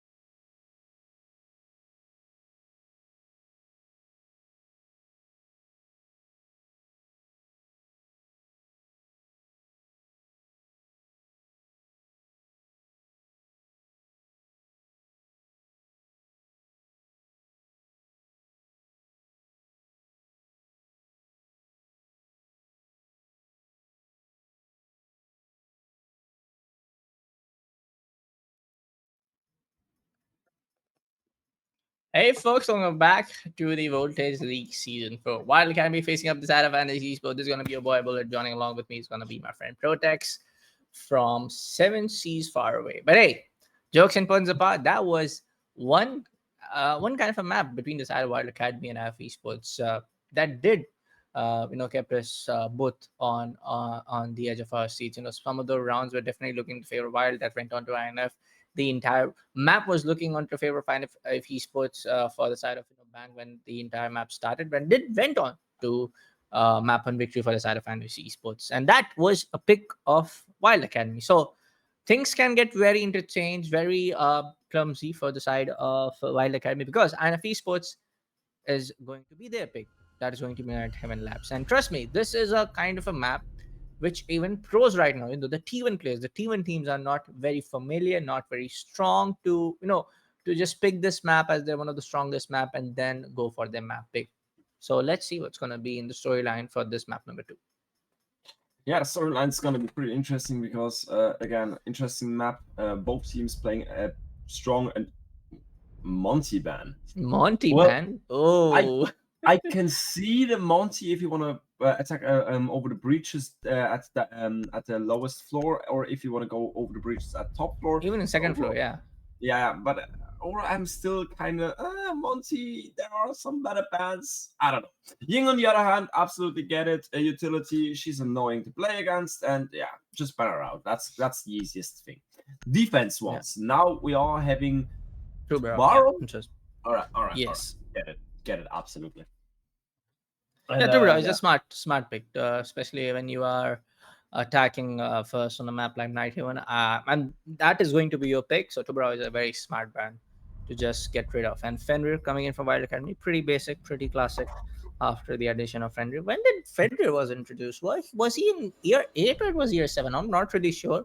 Pardon me, Ubisoft. I'm really sorry. Was it year 9 season 1? Yeah, thanks to our lovely backend observer, huge shout out to him. That is going to be none other than Mr. Unnamed Gamer. Sometimes there are way too many operators, man, to just remember when they were introduced. When Not gonna did you lie. start with Rainbow? I did started all the way back when Hibana, Operation Skull, not Skullcrow, that Hibana. Blood Rain. Red Crow, yeah. Red Crow, my bad. Yeah, Red Crow was the first season where I played casuals, and I'm like, what is this game? Why am I peeking in the center? Why this is so zoomed? What is this game? So yeah, kudos, big shout out to my friend Kushag, because I didn't own this game. I used to play on console, so he shared his account. I had the access. I played this game, and after Operation Health came in, boy oh boy, I was feeling this game, and after that I fell in love with this game till now. We are almost in year 10. Absolutely. I mean, my first season was White Noise, where Havana came in, and with Camaro with the next season, I already fall in love with it because of this special events and everything. It was pretty great, but now we are going into action phase, so our heads have to turn now into competitive again. We are seeing the top floor. That means many breaches are. You need to hold a breach. You have to hold many way into the buildings. Angles, is it catwalk or that other line where the waterfall is, or whatever you want to do. Yeah. Well, no, it seemed pretty interesting that they didn't go for the main wall breach towards the warehouse approach, but they did have one to open the the server room. So it's going to be interesting on how they are going to approach. But there you go, the main breach that you go in for this particular side. They were trying to get rid of possibly those mute charges, and that did get off, but mute was still right there. Maybe that was EMP coming in off from the side of Dokebi. So yes, the entryways are just going to be there. Brava is going to go down and do his work to hack on those camps, go in to hack on the mute charges as well if possible. But we do see a Valk pick, we do see a Melusi pick, we do see Azami. So Azami is just going to be play on the catwalk of the warehouse catwalk to just block all of the possible entry coming in from the command and the warehouse there. So yes, things are going to be very dicey for the side of INF Esports. There's not going to be very easy way to attack on this map. And as we know that they have selected to be to be the map pick for the side of INF, I'm expecting a lot, and this is what I expect: a single take charge coming in, and the first pick right off the chart, Sneak goes down, making it a 4v5, and Lumens is also out, possibly a kill coming in for Frost. Yes, he takes some damage coming in from the side of IQ, but look on who's on the flank. That's going to be Valk. Yeah, Valk, of course, with the MPX, an absolute strong weapon for the flank, but she will be hauled off. But no, he just cuts the side animation a little bit too early. But on the other side, Seven takes a kill, single takes a kill against Boomsy. That means, of course, the IQ is out, the Valk is out, and as well is the Malusi, leaving us in the 4-3 situation. But when we are looking into the attack, on the side of Bravo, we aren't having that much HP left, and also Ace and Thermite are damaged. They aren't on 100 yet, but oh, you have to watch out on the side of the Mute, because there's somebody really close of him. JFK taking the kill against Evan, single with a kill against Semper, 4v1. It's just gonna be the Azami left here, trying to clutch it out, but there are so many players aiming their guns in her direction, and of course it's gonna be JFK with the last kill here, beautifully done, and taking the first round against INF. Yeah. And I just want to say, it's so interesting how far competitive come. We just saw on that defense a really spread out defense, and I remember a time where Rainbow Six was really just a game where you bunker down, about where like the first really extended defense, what was such a big controversial, was on Clubhouse from SSG at the Invitationals, where they used the whole map to rotate down, and now I know what a big controversial it is. And now you see again, defenses hold it over the whole floor, sometimes even over 2 floors, and it just became such a common thing. Yep. I mean, I am from the era when, again, no disrespect to Ubisoft, I love this game, but yes, there was a time, back when operators like Alibi were introduced, back when what was that one more operator, I guess it was the side of Aruni, even like when operators like Alibi, operators like Nook was introduced, people used to say, "Man, boy, this is way too overpowered." Yana was introduced, way too futuristic based. Their gadgets were way too futuristic. People used to say, "Hey, what is that? What? This is not Rainbow Six." What? But hey, devs adapted to that. Devs listened to the feedback. Year 7 was so good. One of the classic years that I love after some of the recent changes that went on with the game. I loved year 8 as well. One of the most balanced when it comes down to order optimization. But hey, we're gonna keep that conversation apart. That's gonna be the opening pick coming right off of the chart for the side of INF Esports, and this is going to be entryway for the side of INF Esports, and they are actually in the driver's seat right now. We did saw Run 1 going to the favor, but yes, INF Esports being their map pick, you will expect more as a caster, as an analyst being on the desk. Even as a viewer, you want to expect INF Esports to win this particular map. To win this, they are winning the entire series because they have already won map number 1 bank in their favor. I actually would really like to see Cholet again. It's been a while since I casted it, but it's one of my favorite maps to see in competitive. But yeah, till there we are still in round number 2, where Santi now takes out even for the 5-3. And that means, of course, Wylde they are struggling in their defenses, and they... Again, you see it. That's why you don't really often see Night Heaven, because a couple of teams just aren't really comfortable on the map. Maybe Wylde isn't really warmed up again, but it's still not map number 2. And in Esports, they are playing really dominant. You see it at the scoreline. Only one player on the side of Wylde Academy has a kill so far, and that's going to be Semper. On the other hand, we are having a really spread it out. Leaderboard JFK and Single with 3 kills, and of course Sandy with 1 kill just took place a couple of seconds ago. Yes, Hunter and Luminenzi didn't really got into the game, but they are doing their works pretty good. They are helping their teams with the victory. Now, 1 minute and 10 seconds ago, like I said, 3 players remaining on the side of Wylde, 5 players remaining on the side of INF Esports. And we are looking now into the vertical gameplay on the side. Ooh, Garden! That's out JFK. Go. Finally, opening pick here for Wylde in round number 2. Well, things are looking very interesting for the side of Wylde Academy. They were able to, bounce back to some of those scenarios where, YNF Esports are just looking way to just outplay the entire team. But hey, now being just 2, lads left from the side of Wylde Academy, INF Esports will be looking to shut this round as quick as possible. Some of the drone work is being done, and like I told you, when you have drones, utilize them again. And you have a lot of the cover, a lot of the time, especially in a situation where this is not one red left, this is the 30 second left on the clock. Pushing down from the animus room, the angle is going to come up, and the last lad will be remaining. Cup kind of takes on the kill on the side of Sant one, or maybe someone called Shanti, but there you go. Singloa takes one more, and Sneak will go down. INF Esports securing back to back rounds, round number two in their favor, and they are in the driver's seat. I feel like they are, INF Esports being their map pick. I'm just more, I know I'm repeating it way too often, but being their own map pick, you're gonna expect more and more to just to be good at this map of Night Haven Labs. On for Yeah, round you number three, it's gonna be tank and assembly. Yes, I'm really sorry. I'm taking a long no, throw. Please go ahead. no, it's okay.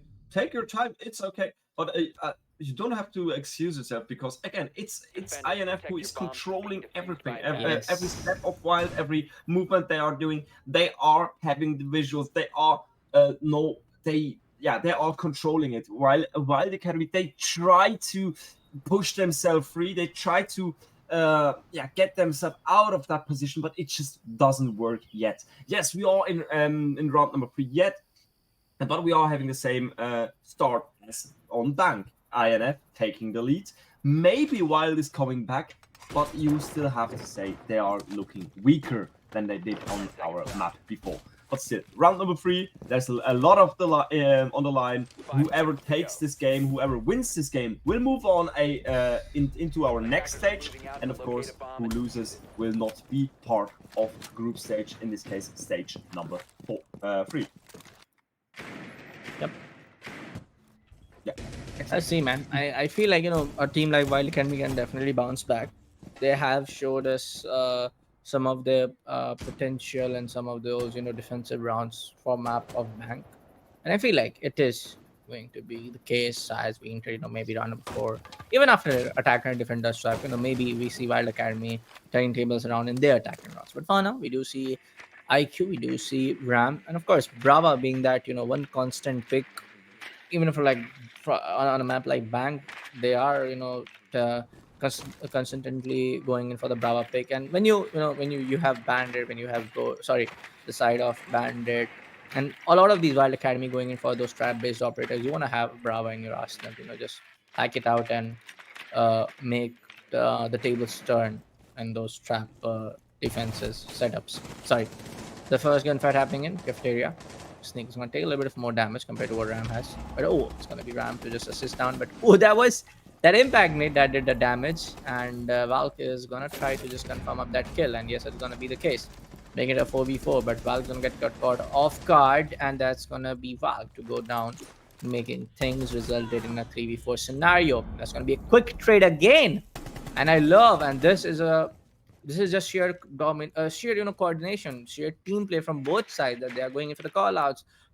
They are being on that constant trade play positioning, that if there's going to be someone going in from our side, they're going to make sure that is someone going down from their side as well. 1 minute and 10 seconds left on the clock. Bandit on a very low HP. He's going to be the guy to be responsible to waste down some of the more time for the side of attackers to just find out where he is at. But let's see what's going to be the play for the side of INF Esports from now. Yeah, of course. Right now we are still having INF in the driver's seat, but it looks like it's Wylde. Just at least in this round, they are able to push back. They are able to fight back. They could get 2 kills, and of course also on the other side, IQ is already low. Now we are looking into the remaining of the time. Of course, inside of it, they aren't really that close to the objective. They still have a lot of work to do. It looks like that they are going for the last second push because, again, there isn't really much work that they were able to complete. They do not have a way into the objective. And that's, of course, a huge advantage now on the side of Wylde Academy, and they have to work with it. But the first drop is there. We are having the first player now at the lowest floor. Also, now the next couple of gunfights will occur. It's going to be Winston to kill against JFK, another kill against for Wylde. And finally, Wylde secures themselves the first round in this map. Yes, it was a close one, but it's the first response of them, and that's really, really important. Yep. We finally see the side of Wylde Academy being able to do the trick and being able to just play some good siege against the side of INF Esports and on their opponent's team pick. And this is a similar kind of a storyline when we talk about round score lines. In the last map as well, INF Esports was able to secure the maximum number of rounds as we approached round number 3. But again, that was JFK, or that was Benzi, that was JFK, I guess. Being on more than 5 frags when round 3 and particular round 2 ended. And then it was Wylde Academy to secure round number 4 and round number 5. So yes, this is a similar kind of a storyline that we're able to see on map number 2 as well. But again, things are not that the same and equalized for the side of Wylde Academy. It is INF Esports to win the first map by 8-6 scoreline. So yes, Wylde Academy, by any means necessary. It is competitive siege. You want to use some unorthodox operators, go for it. You want to go for some of the operators that a lot of us casual rank players just go for, the shield plays and everything. You want to just do it when you're attacking rounds game in. So yes, by any means necessary, they want to win this particular map to go for that decider map of Shelley. And if not, INF Esports will proceed down to eliminate decider Wild Academy in the Swiss stage. Absolutely. All right. Round number 4, we are back on our round rotation. That means INF Esports are able now to go back onto those sides where they were successful in round number 1. And also interesting to see now the vertical angles on the side of Wylde. They're trying to hold off windows for entrances. A few, one storage or one. Jesus Christ, my English.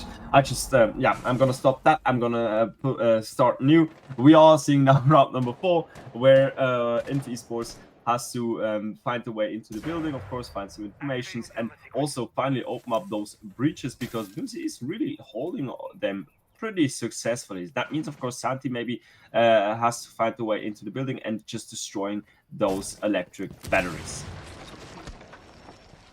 Yep. For now, they have to approach and take down the first floor for just not listening to any of these laid down flankers coming in on their way. But for now, might be the first pick. Ooh, Mira. Boy, I don't know how did she survive that. But being on 5 HP is still a boon for you. You're still alive, being there for the team when necessary, if you are able to. But Singer is gonna be the guy again, take that opening king pick. But that's gonna be Sneak to come up with that trade, and JFK goes down. So I love the fact, again, back-to-back kills happening in. There's someone to just take out anyone from the side of INF Esports. The Wild Academy is able to get that, if not able to get that opening pick for Santi with that buck, then it's gonna go down. Now it's gonna be towards the CC chair, it's gonna be the side of Melusi. But Ace was very close. But we don't see any of the attackers now pushing down towards objective. All of them just being focused to take down Mira and the other defender over on the second floor. Single with a really good double kill. Make that edible for Sneak as well, making result in a 2v2. Just one of the defenders left. And things can get really bad for the side of Wylde Esports. Melusi doesn't have that, that kind of, impact nade or C4 utility. He has that, bulletproof cam that she hasn't utilized now. She just has that bulletproof camera in her pocket. So yes, she has to just wait for the attackers to come down to her reticle, come down her angle. With the 15 seconds left, as you hear the in-game narrative as well. Here's the drop down. Oh, what just happened? Oh, no way, INF, you did that again. You did the same kind of mistake in round number 8, to be precise, in the map of Bank. Boy, why you wanna do this? they just wasted too much time at the top floors, so they couldn't really do another approach. So they really had to go through there. I mean, did they have drones? I just wanna check. Did they have drones? Hey, no, that's just for the joke, folks. I mean, yes, you don't want to drop down on objective of the open storage and the control room like that. I know that objective point is somewhat people say that it's very unusual that people go on control and storage when a lot of these other objectives are left in the basement and the second floor. But still, that is going to be a Wylde Academy clutch, and that was then Sneak to do that trick, and that was 3K for that lad in the previous round. But yes, for now we do see Thermite, Ace, and Maverick coming in as again. That's going to be a second floor objective pick to go on towards the side of command and the server room. Absolutely. By the way, in the last round, I just realized in the last couple of seconds that they aren't playing on the top floor. So, yeah. Okay. I was kind of confused throughout the whole round, but Yeah. now it was clear. All right, round number 5. Both teams now are now on the same scoreline again. We are having pretty much the same picture like we did have in the map before. Of course, the only thing that is still different is I would say dominance on the side of INF is a little bit more clearly to see than on the side of than in our last map. But now, round number 5, they are again approaching pretty defaultly, opening up the default breach. That means afterwards they also will probably push through the middle floor and throughout the other hallway. And in this case, it's going to be Santi with the opening frag, taking out Garen, taking the player on catwalk. That's pretty important. Semper, on the other hand, also gets a refrag here, or gets a drawn-out frag here against the Maverick. That means no more holes, no more small little glory holes for the attack. And they have to work with the other two hard breaches they are having on the lineup. But again, with an Ace and Thermite, I think you are pretty comfortable. You don't need a third one. The third one was just a kind of a a kind of a side thing. All right, round number 5, 1 minute 30 to go. Bimsy with the kill against Santi, 4-3. And it looks like INF is struggling to enter the building. Yeah, it pretty much really looks like. Bimsy now with the kill against JFK, 4-2. Yeah. Still no player in the building. Now finally we are having Gridlock entering catwalk, but she isn't really comfortably entering there because there's still a open wall, so many players can peek through there. She isn't able to go through the breach because there could be potentially a player right next to the door. And again, INF, they are actually strong. They are winning gunfights, but they aren't able to enter the building. So that's something what really bothers them right now. 40 seconds to go. Who will get the secure of the draw? Yep. I'm really sorry. I accidentally just muted my mic when you gave me the last throw. But hey, that's going to be results in a 3v2 now, folks. 30 seconds left on the clock. Oh, Belushi, you just saw him. Come on. Results in a 1v3. What a quick flick over there. But he won't be able to secure the kill, though. Left out with just 15 seconds to execute. Things looking very bad for the side of INF Esports now. Yes, he has to give up at any time. And Wylde Academy, what a bounce back from this team. We did saw this particular instance happening in the the last map as well. That INF Esports is able to secure those early rounds. Then Wylde Academy bounced back to take that round scores in their favor, and that is the exact copy of the storyline that we saw in the map number 1 But hey, the resultant of the storyline, that is something Wylde Academy needs to take care of. They want to result this map victory in their side. Wylde Academy, in the last defending pick now, folks, as round number 6 approach, INF Esports did struggle a lot to make even the entry, get that get that control over connector and the warehouse area to just go for the plant or just take down those Wylde Academy operators. But hey, Wylde Academy going in for the basement. I hope they are having bandit. Yes, they are. They have mute, they have Goyo as well. So a lot of these crowd control and anti-breach operators are going to help you to just deny the entry coming in for the side of INF Esports. And that was missing in the last time when they went in for the basement objective. Absolutely. All right. Round number 6, we are heading to the bottom floor again, where we are having another pretty spread out defense on the side of Wylde Academy. There isn't really much activity going on the objective itself, so maybe INF could capitalize on it, go for the fast one. Who knows? Right now, it could be an option, but maybe Wylde Academy, I think Wylde Academy would be prepared for that. Right now, they are starting to attack the mid floor. That means, again, default player setup, trying to clear every roaming play and afterwards going for the vertical play. And it's going to be single with the opening frag, taking out Sneaky, taking out the first defense. And again, like I said a couple of seconds ago, the momentum and the I would say the upper hand is shifting right now, and Wylde Academy looks like that they could, at least in this first half, actually take the positive roll swap, what would be huge, especially after those first 2 rounds. Yep. Completely agree, man. We have seen INF Esports as being in the driver's seat for a lot of these, instances where, while Academy was just not able to understand where the INF Esports are coming in from. INF Esports were just dropping bodies. Even when we talk about Bank, that was INF Esports being so wild against a roster like this. But hey, that's going to be the side of Sneak to go down.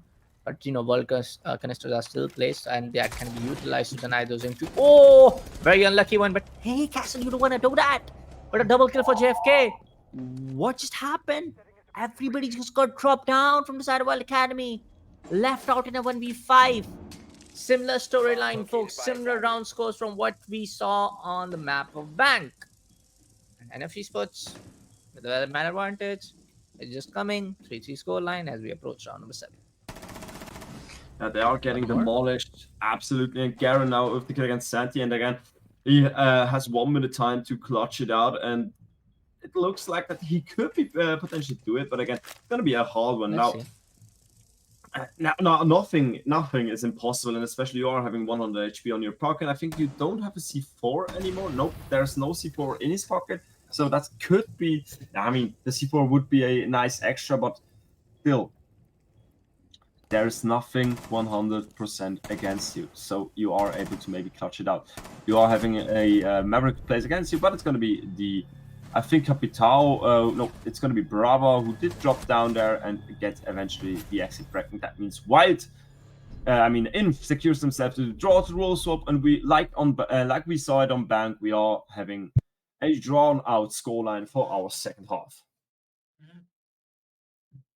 And this is what, I was not seriously expecting that Wylde Academy will be this good. Not going to lie. I was expecting INF Esports will definitely make the scoreline look like 4-0, something like 5-0, something like that. But this is looking very cheeky and a little bit dicey even for the side of INF Esports. And now, kudos for the side of Wylde Academy that they are able to make the scoreline even Steven after the 6th round and after the first half is ended. That they are able to clutch out things, do their own strategic plays, and result in a good scoreline after the first half is ended. So yes, now on to the attacking side. You don't just want to make the same mistake which you did in round in the map number 1. They just need to be a little bit more careful. They just need to be a little bit more careful on a map like Night Haven. You don't want to go for that isolate and solo gunfights. Go for the drone work, get that intel, get those hard breaches in, go for the classic approach, and just try to win the gunfights. That is one of the key things that we haven't seen Wylde Academy being so good at. They are able to not able to win majority of the gunfights against Lumency, JFK. In this particular round is going to be single. Hello? Yeah. That means, of course, round number 7 did just start now. We are seeing INF Esports trying to drone everybody out. I think he just saw the player waiting in kitchen for him. So there's a potential opening gunfight duel here. Run around kitchen. And by the way, if you realize it, we are having on Vigil like we did on Bank. We see him again on the boss G. It's interesting to say, because the K1A is actually a pretty strong weapon. Yes, the boss G, you are able to get a couple of kills, but again, it has 2 shots before it needs to reload. And on the other hand, 2 kills, Bimsy takes 1, and Santi also out as well. And that means Wylde Academy starts off strong here in our second half. Well, the impact net go down. What? JFK? Oh.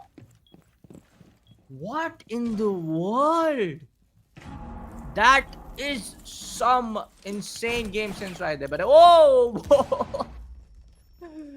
boy, this guy's a beast, man. This guy's a beast. MVP contender for sure. But hey, that was that one play right there. Forced to make things 3v3 now. And huge prop to Valkyrie Black Eye Cams as well. All that intel was coming in from that Valkyrie Black Eye Cams. And now left out in a 1 minute and 10 seconds. I mean, they gotta execute the side. They gotta go to make the entry on the side B plant over there if they are able to, because we do see a lot of these defenders focused on the objective A, but they just still have the angles over there, as they have the ACOG now, so-called 2.5x. But yes, 50 seconds remaining in. Let's see what's going to be the approach now. That approach, they are still at top floor. They aren't on bottom floor yet, so they still have to open up a couple of breaches, or at least get the way into, because you see Garen there in front of the breach. He would be able to, of course, enter the building, but not alone. He needs the support of his teammates, and they still have to rotate. They still have to get themselves onto the bottom floor, where Semper actually gets kill against JFK. That means only a Single and Hunter are still alive, and those two players that aren't located are, I think, on site. Never mind, they are located on site, but they aren't located on B objectives, and they have to retake now. But it doesn't really work out well for them. Sample takes a kill, Single takes a kill, but Garen will hold the player who is defusing and get the kill against the player who tried to deny the defuse, and that means, of course, another game here on the side of Wylde Academy. And this means we are having finally a lead or having still Wylde Academy in the lead for our 8th round. And I have to say, you said Inf will they will take first map, but I think Wylde, they are looking so strong. They are looking to be the dominant force, and I think they will be the team who secures second map. I love the way how Wylde Academy is adapting to a lot of these scenarios coming in against the side of INF Esports. But did saw INF Esports taking a lot of blow. INF Esports doing a lot of damage towards the side of Wylde Academy, especially that JFK with a double click coming against on a vertical disadvantage like that, against a vertical play like that. But hey, Wylde Academy able to attack so good on INF's map pick. This is something you were definitely not expecting to happen for the side of INF Esports. But hey, it's all part of the deal, folks. It's all part and parcel of the competitive siege play. And let's see what is going to be the play coming in from the side of Wylde Academy as they approach to slowly and steadily going in for a potential map number 2 victory on their side. If they're able to win round number 8, 2 more rounds. If they're able to win the next one, just one more round to seal the deal off.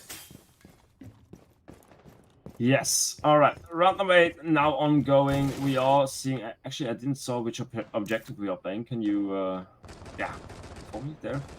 Sorry. Basement again. Okay. We are seeing basement again. We saw in last round it was a pretty close one, but they just struggled to hold the objective itself.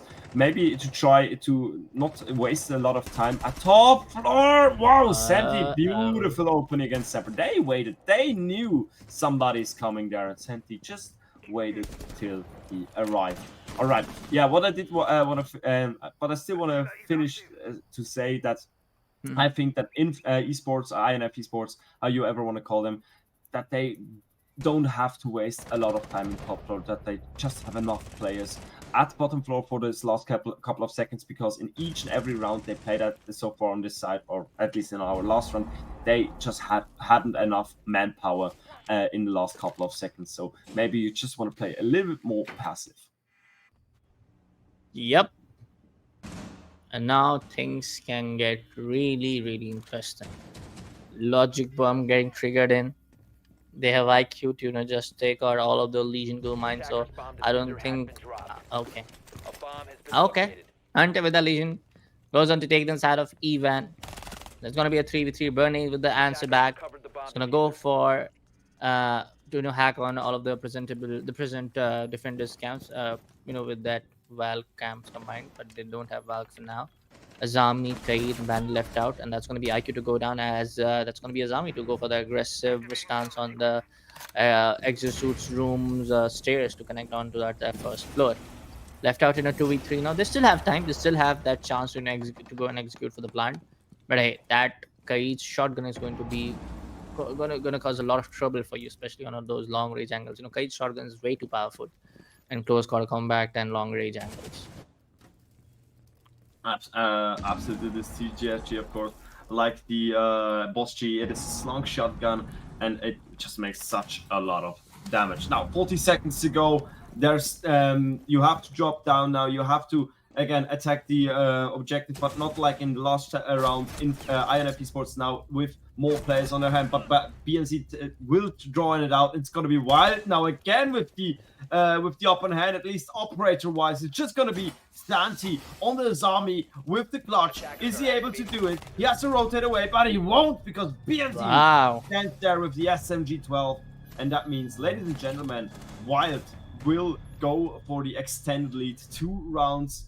They are 2 rounds apart of INF Esports and 1 round away from a potential map point. And Wylde Academy, they actually did surprise me, especially again, like I said it before, after this start, Wylde Academy didn't look great. They really looked like, yeah, that's going to be our last map. But they stood up and they are taking the fight, and it looks like that they are taking the fight on map 3.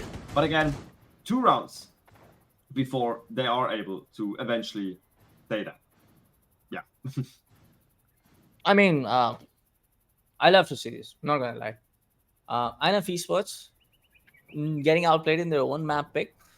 That is definitely not the case that INF Esports wanted to happen. And kudos to Wylde Academy for just adapting to all of the scenarios getting played against them. And Wylde Academy being on the attacking side, being so good, I was expecting this kind of attack from the side of INF Esports. Yes, there are some instances that Wylde Academy looks like they don't have it. Man advantage not being in their favor. Them losing on man advantage very early in the starting rounds. But hey, they are slowly and steadily adapting to all of those possible scenarios.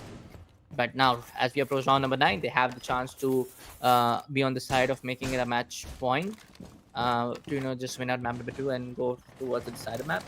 Things can get pretty cheeky for the side of INF Esports, and INF Esports also being that team that can get onto again getting on the reminder that hey, we are still in the business, we are still will be able to get some round victory and then make it a even Steven game, make it a 5-5. They are still that team. I feel like they have to just be in the right kind of mindset. I feel now that is that momentum shift that will happen pretty soon. I expect.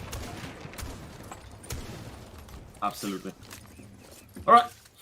Round number 9, we are starting off with the breach there. They are making quick process. They're making it soft with Maverick, then eventually with the Skeleton Key, of course, opening the wall. That means they are having the first line of sight into a building.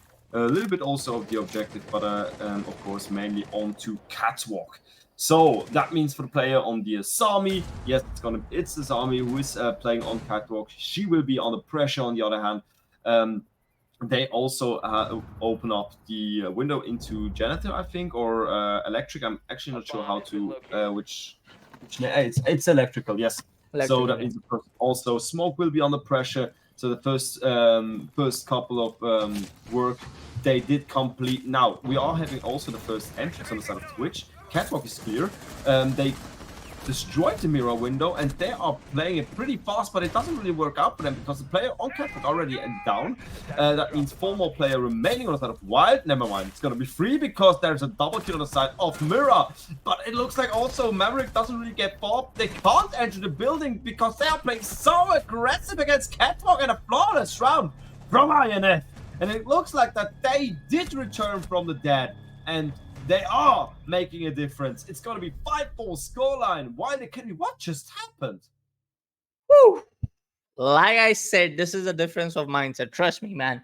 INF Esports, you just saw them, just wreaking havoc towards the side of Wylde Academy. Wait for a round of time. I'll tell you, I can take that bet that they will even not let anyone from the side of Wylde Academy take an entry inside the map. Trust me, INF Esports, they are now onto that aggressive stance, and I love to see them playing like this. We have seen them playing like this in the last map as well, but trust me, in this particular round, INF Esports will give them hell. And Wylde Academy will have to prepare for the worst because they know for a fact that they are just 2 more rounds away to secure the deal off, make this a second map victory in their favor. Yeah, they're just there to put it on the side of map. But for the side of INF Esports, having that map number 1 advantage, of course, few of the rounds not getting their favor, things can get pretty dicey for the side of Wylde Academy if they are not able to win this map and get this map on match point, in their own match point. 10 seconds remaining. Yeah, it's gonna be dicey, it's gonna be hot, and Wylde Academy, 5 seconds left. they just have to stay put. They just have to be prepared. And INF looking for an outrun. If this works out, I think this would be an absolute mental destroyer for Wylde Academy if actually somebody dies because of a run up from the Goyo. But it doesn't really look like that he does go for it.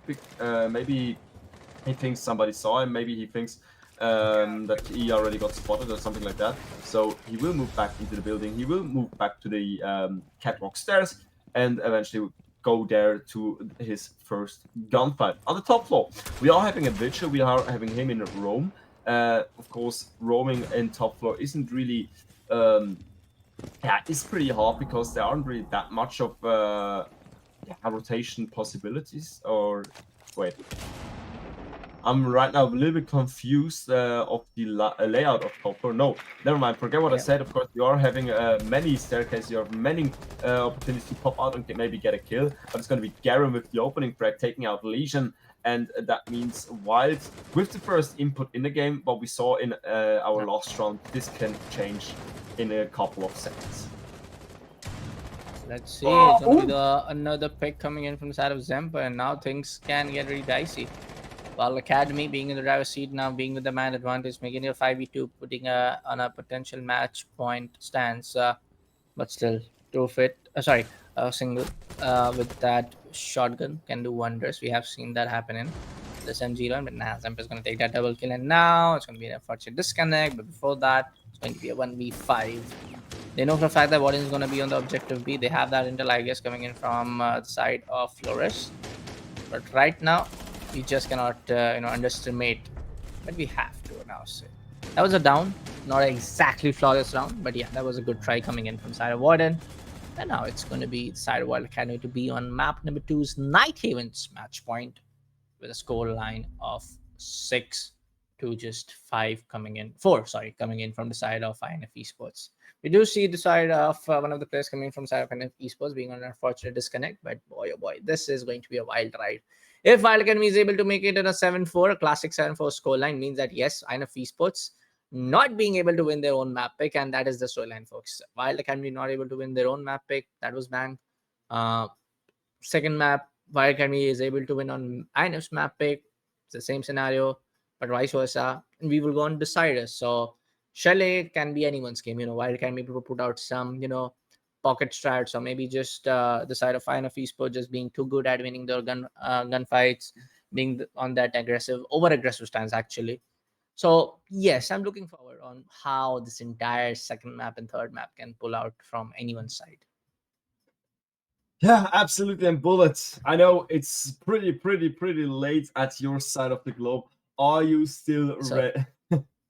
It's okay. I mean, at this time, I'm sorry to go. At this time, if like right now, trust me, I'm not being that full-time guy. I was working in a startup right now. That startup closed down, unfortunately. But yes, if I was that college guy in third year, fourth, I used to play all night. See, trust me, we used to grind seeds like anything. So it's pretty normal for me. But yes, yeah, it's late. Okay. It's almost past midnight for me. So yeah, it's okay. It's all okay. It's just for love of the seeds. I just wanna not gonna lie, I just wanna see the side Wylde Academy pulling out the trade, winning out this map number 2, and then we see a banger map, a scoreline of 5-5 on a map like Shelley. Because I feel like INF and Wylde Academy, and now they both know their weakness and strongest stances and strategies coming on a map number 2 and also on map number 1. So they're gonna use some of those pocket strats, some of those instant strategies, some of those instant experimental plays on a map like Shelley. Yeah, we have it. Okay.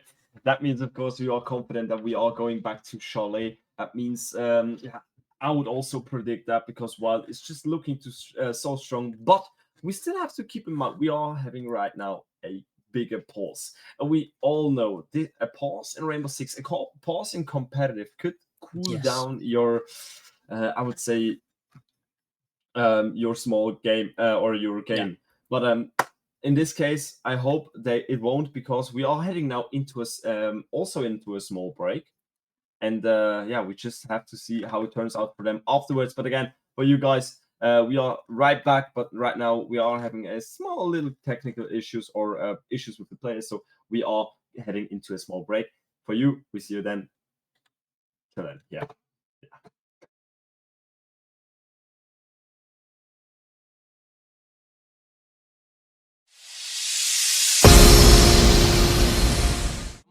flying tonight, cause I swear that you out of sight. Man, I'm so up, I could be a pilot, and I just hope you're trying to catch a flight. So let me get the digits. I call right now if you're with it. I seen 1,000 pretty girls in this room. $1 and I've been looking for you. I've been searching, it's so hard to find a girl who's one of a kind. Just being alone just isn't cool. I'll take 1,000 trips around the world just so I could find you, girl. Cause darling, I've been looking for you. Yeah, I'm looking for you. For you. I'm looking for you. For you. Let's get it now. I'm so up, I could be a pilot. Be a pilot, be a pilot. I'm so up, I could be a pilot. Beat. Let's get it now.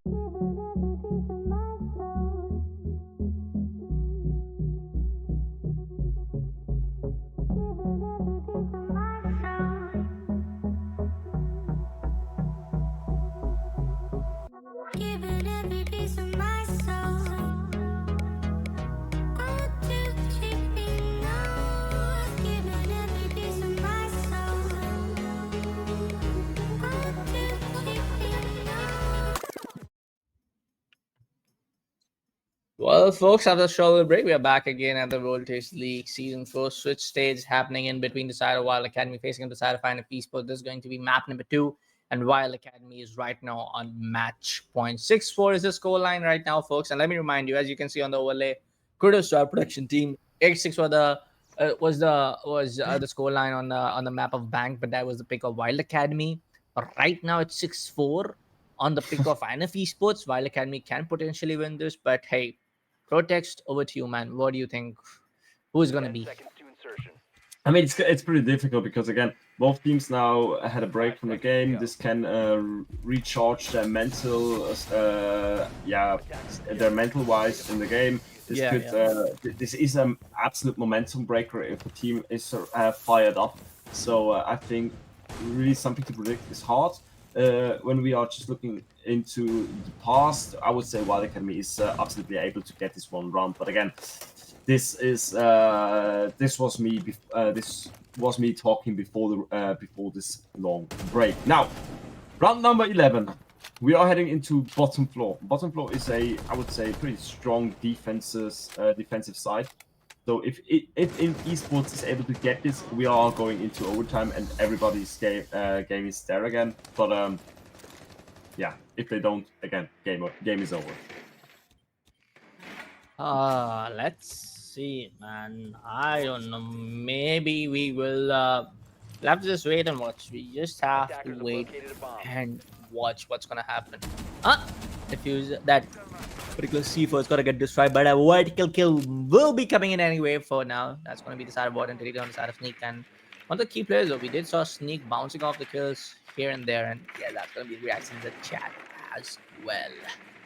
A little bit of trouble for the side of Wylde Academy to take the entryway and get the access control on the first floor. Zami is still right there on towards the tank animus room, just block down those keeper barriers. But yes, Wylde Academy being on the match point, they are definitely in the momentum run for now. We were talking about the break, the importance of some of these smaller breaks, some of these technical pauses in a competitive match like this. Yes, it takes on a little bit of that momentum shift, just a little bit. I feel from the winning team that hey, they are in the momentum run. That's going to be an unfortunate disconnect. It just caused a little bit of demotivation that hey, we are in the driver's seat now. Let us play. But for the side of INF Esports, they just have to wait and let the attackers come in their reticle. They have to just wait and watch what INF Esports, the side of Wylde Academy can do. Just avoid the possible conflict of angles, conflict of gunfight here and there, especially on a vertical play. Absolutely, and we are seeing on the side, of course, on the side of INF Esports, they aren't on top floor anymore, so they are bunkered down. But Wylde Academy, they aren't really able to drop down. They aren't having this way into.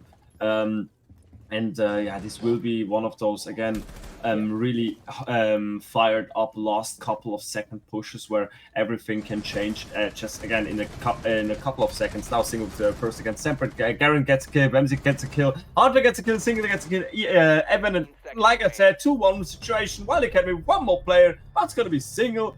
Popping the last head, and that means we are going into maximum regular play time. And round number 12 will decide if we are going into overtime or, of course, map number 3. And again, like I said before, I think INF just took the first map. They are the team who is, I would say, warmed up as the first team again. And I think they also will get our next round. That's just my prediction. Yep. Again, I feel like INF Esports can be that team to just turn the tables around, just like that with that quick flick of the wrist that they will be able to just get those round number 12, round number 13 in their favor, able to just let the side of Wylde Academy to step back a little bit away of it, and also get the entire team get eliminated.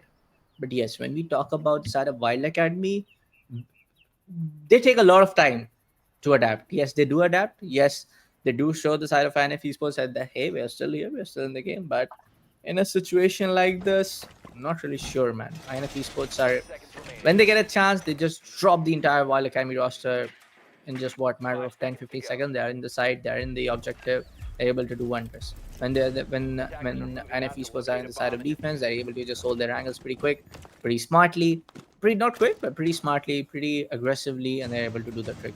Hey, JFK with that. Nobody's gonna get connected with that C4. Yeah, that was just a little bit, again, just a little bit too late to make any damage. Unfortunate for the defense. Pretty lucky for the attack. And now it's just, again, back to this simple game. But again, And that was a pretty close moment. Now, by the way, we're seeing on the side of INF, we're seeing a clash for the first time. And clash, especially for the play around the breach, is really successful because you are able to block the whole view, and you are able to also cover or get a little bit more of cover for the player on catwalk. Yes, there isn't a player right now there, but still, also you are able now to rotate into the building, get a look for yourself without getting shot because there is a clash, there is a mobile shield. All right, round number 12. 1 minute and 50 to go. They are now slowly but surely advancing into the building. And yeah, it looks like that they also want to finally approach catwalk. Yep. I'm not really sure how they can actually just challenge this clash. Roaming around the electrical area, she can just put the shield away back, go towards the warehouse angles. It's just pretty hard against an operator like Crash. What you need is okay, those EMP charges. Maybe trap around with the Claymore, but you only have what, two Claymores coming in from the side of Ash. Everybody is just gone for that smokes and those stun charges, and we do see Ace coming with the stock breach charges. So you have to open up the walls towards the side of it that they have already did, but that's going to be angle coming behind from the side of Sand, and Jaeger takes down the side of MZ, going for a little bit of quick flick, but Hunter is going to take down the side of Jaeger. Quick run of trades, making it a 2v4 now. Things are looking bad for the side of Wylde Academy, seeing over the double, and now it is going to be INF Esports pushing down the limits of Wylde Academy. He gets one though, but INF Esports gonna win down round number 12, and we are going in to another map overtime. Ay. Now it's back to 0, and it's really, really important for Wylde to wake up. Because again, if they aren't waking up, we see how fast INF is able to take those rounds. There, we see how fast it can go till again your whole team just drops, and Wylde Academy is again in the attack. So nothing changed for them since the last 2 rounds, and it's gonna be a hard one. It's gonna be a real hard one for Wylde to really return into the game, I think. I mean, it is looking pretty bad for the side of Wylde Academy, to be very frankly speaking. They give a lot of space. They give a lot of gap again. The same stanza want to repeat. They give a lot of gap to fill for the side of INF Esports to stay liquid, fill those gaps, try to just go for those gunfights in a very very unusual angles that we saw in the last round as well. And INF Esports are able to win those because for the most amount of time, you can just go back, rewind the stream, watch it all out, folks. For the maximum number of gunfights, it is INF Esports to win. Whether it's be 1v1, whether it's be 1v2s, anything. It is single, it is JFK, it is Lumenenzi, sorry. You just win all those gunfights here and there. For the side of Wylde Academy, yes, when they play in as a team, when they play on really good coordination, when they do get the time to readapt, sometimes they do, some that they have even take 2 rounds for almost to win out one single round, especially in those early rounds of the entire map. So it's uncertain, but I do feel, not gonna lie, I do feel INF Esports will win out this map because they just shunned down the entire rest of Wylde Academy for the past 3 rounds. They just need to do it one more time, and I feel like they're gonna do it. Yeah, absolutely. Oh! Good reaction here from the IQ on the player who did try to drop down there and get the kill whilst in air. But it's JFK out. It's gonna be the Goyo out. Jesus, that was really unlucky. Now with 54, we are seeing Santa trying to do a lot of work, but those are the players who aren't on site. Those are the players who are roaming. Those are the players who are trying to distract players, to just take a lot of time out of their attack. And we know Wylde Academy, they need for themselves a lot of time for attack, a lot of time for approach. Finally get a kill against Santi, 1 minute 40, and now it's really important on the side of INF to wait, just go back to the objective to save the last 3 remaining players with all of their HP, with all of their gadgets or C4s or whatever they are still having in their pockets, and just wait off what that Wylde is able to do there I would say, small work, because yes, they wasted already a lot of time, and we know Wylde Academy still needs a lot of time till they are able to push down. And I think in this time you are just able to wait, if you know what I mean. Yes, right now INF Esports looks pretty easy now. But JFK being that supremo guy, but in this particular matchup that we have, in this particular map we have seen Single taking that charge. Let's see, man. Not really sure in the last 50 seconds whether it's be Wylde Academy, whether it's be INF. Of course, the man advantage either way, but that is that one mistake. There you go. But Sneak on a trick, that quick cheeky trade off, being on the triple kill. Ooh, hello, had the demo side almost got popped off. Kaid getting death mark, Maverick going down, left out in a 1v3, left out in a 1v2. Now Lemenzi gets the double, sorry.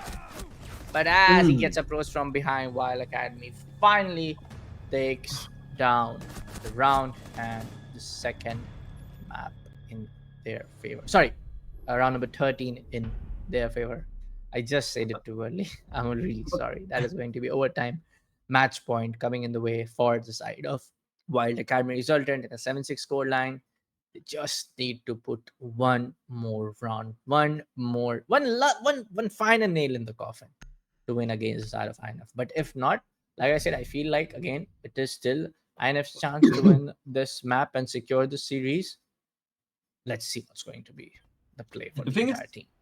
not like in the past 2 rounds, Wylde Academy finally didn't do the mistake that they just came from one side, that they just tried to push from one side. They had this extra backup on the side of Maverick, who actually did take his time to rotate, and that they are having this double side build up, and that they are having that player who is able to push from the side, so they are having that sandwich. In the past 2 rounds, they always just get this last second push. Firstly, of course, in the last 2 rounds, it was set up too late, and secondly, again, it was just from one side. So for INF, they were able to just hold and don't really worry about their backs. Now, finally, they got the element from their back, they got the element from another side, and yeah, it worked out successfully. Now, Wylde is in there. I would say they just got around. They are feeling more confident, I think, after this round again, like they did in the 2 rounds before, and this can change a lot again. INF, of course, in the attack, they are a strong team. We saw it in the first half, we saw it in the second half, we saw it in the last map. So for me, it's still an open book, but Wylde Academy just really pushed their chances for winning map number 2 and potentially going into into the decider map. Let's see, man. I still feel like INF Esports can pull this off. Not just because that they are being that a little bit of that better thing. We have seen them play. We have seen them bouncing back and some of these uncertain now being on the attack. And even when we talk about when we talk about for the side of INF Esports to be on the attacking run, we have seen maximum number of tackling rounds coming in the favor of INF Esports. Not the massive amount of time that Wylde Academy is going on defense against INF Esports and they are not able to win. It's INF Esports to win the maximum number of attacking rounds when they are attacking in situations like this. But for now, it's going to be a little bit of trouble to try on the side of Valk, as they don't have death markers coming in from the side of Demas. But look at that! He gets the audio cue, he gets the assistance from his coordinator player over there, and he's able to take that one down with that vertical play. But to answer back up, it's going to be Mozi to take down the side of Brava. No more hackable cup cans, no more hackable Kaid, no more hackable black eye cams. It's just a little bit more hard for the side of NF Esports to take control of the first floor, and to push down the objective afterwards. Yes, on the other hand, of course, they are still doing a lot of work at the top floor. They are still having roamers around there. So Wylde Academy, they are a little bit struggling again, because we are already in our last minute. So we are closing down to the last couple for the end game. We are closing down to the I would say heated up end game phase. On the other hand, and still again no way into. Yes, the hatch is open, but you just don't want to just drop through the hatches. You want to go through staircase. You want to go have a little bit more control through those vertical holes. And on the other hand, also to say there are still 4 C4s in the pocket of Wylde. So still a lot of work to do. Push down there, 3-2 situation, another one down 2-2. It's gonna be heated. It's gonna be absolutely hard fight here. JFK with the kill against Semper. 2v2 the player gets dropped down 10 seconds ago. C4 connects. 1v1. Who will get it? And it's gonna come on, you saw him. Oh no. Oh Jesus, Wylde takes the round. And ladies and gentlemen, we are going into map number 3. Jesus Christ. That was some round in the final nail in the coffin, folks. Oh boy, oh boy, oh boy. INF Esports. We were just so close to shut this down at 2-0. But kudos to side of Wylde Academy. Kudos towards the side of Wylde Academy. What a massive, massive W for this particular team. And that is that, folks. INF Esports winning the map pick of Wylde Academy and Wylde Academy winning the map pick of INF Esports. And that just happened. But meanwhile, just a small, I would say, get a little bit away from the match. We are having some results because there were 2 more matches played while this game. And before we are heading into map number 3, Besiktas Esports won with both maps 7-2 on Chalet and 7-2 on Clubhouse against Sikopatas. I hope I pronounce it right. That means Besiktas Esports will advance into group stage, and on the other hand, Divoli won with 7-4, 7-5 on Chalet and 7-4 on Clubhouse against Project XY, and that means Divoli will also advance into group stage, and that means this match will be our last match to decide the final team who will eventually advance, of course, into our group stage in stage number 3 of the Voltage League. But till then, I think we are heading into a small little break, and afterwards we are heading into the side, ladies and gentlemen. We are heading into the French Alps, into Chalet. But till then, we are heading into a break. Yes, sir. Must have went blind tonight, cause I swear that you out of sight. Man, I'm so up, I could be a pilot, and I just hope trying to catch a flight. So let me get the digits. I call right now if you with it. I seen 1,000 pretty girls in this room. $1 and I've been looking for you. I've been searching, it's so hard to find a girl who's one of a kind. Just being alone just isn't cool. I'll take 1,000 trips around the world just so I could find you, girl. Cause darling, I've been looking for you. Yeah, I'm looking for you. For you. I'm looking for you. For you. Let's get it now. I'm so up, I could be a pilot. Be a pilot. Be a pilot. I'm so up, I could be a pilot. Beat. Let's get it now.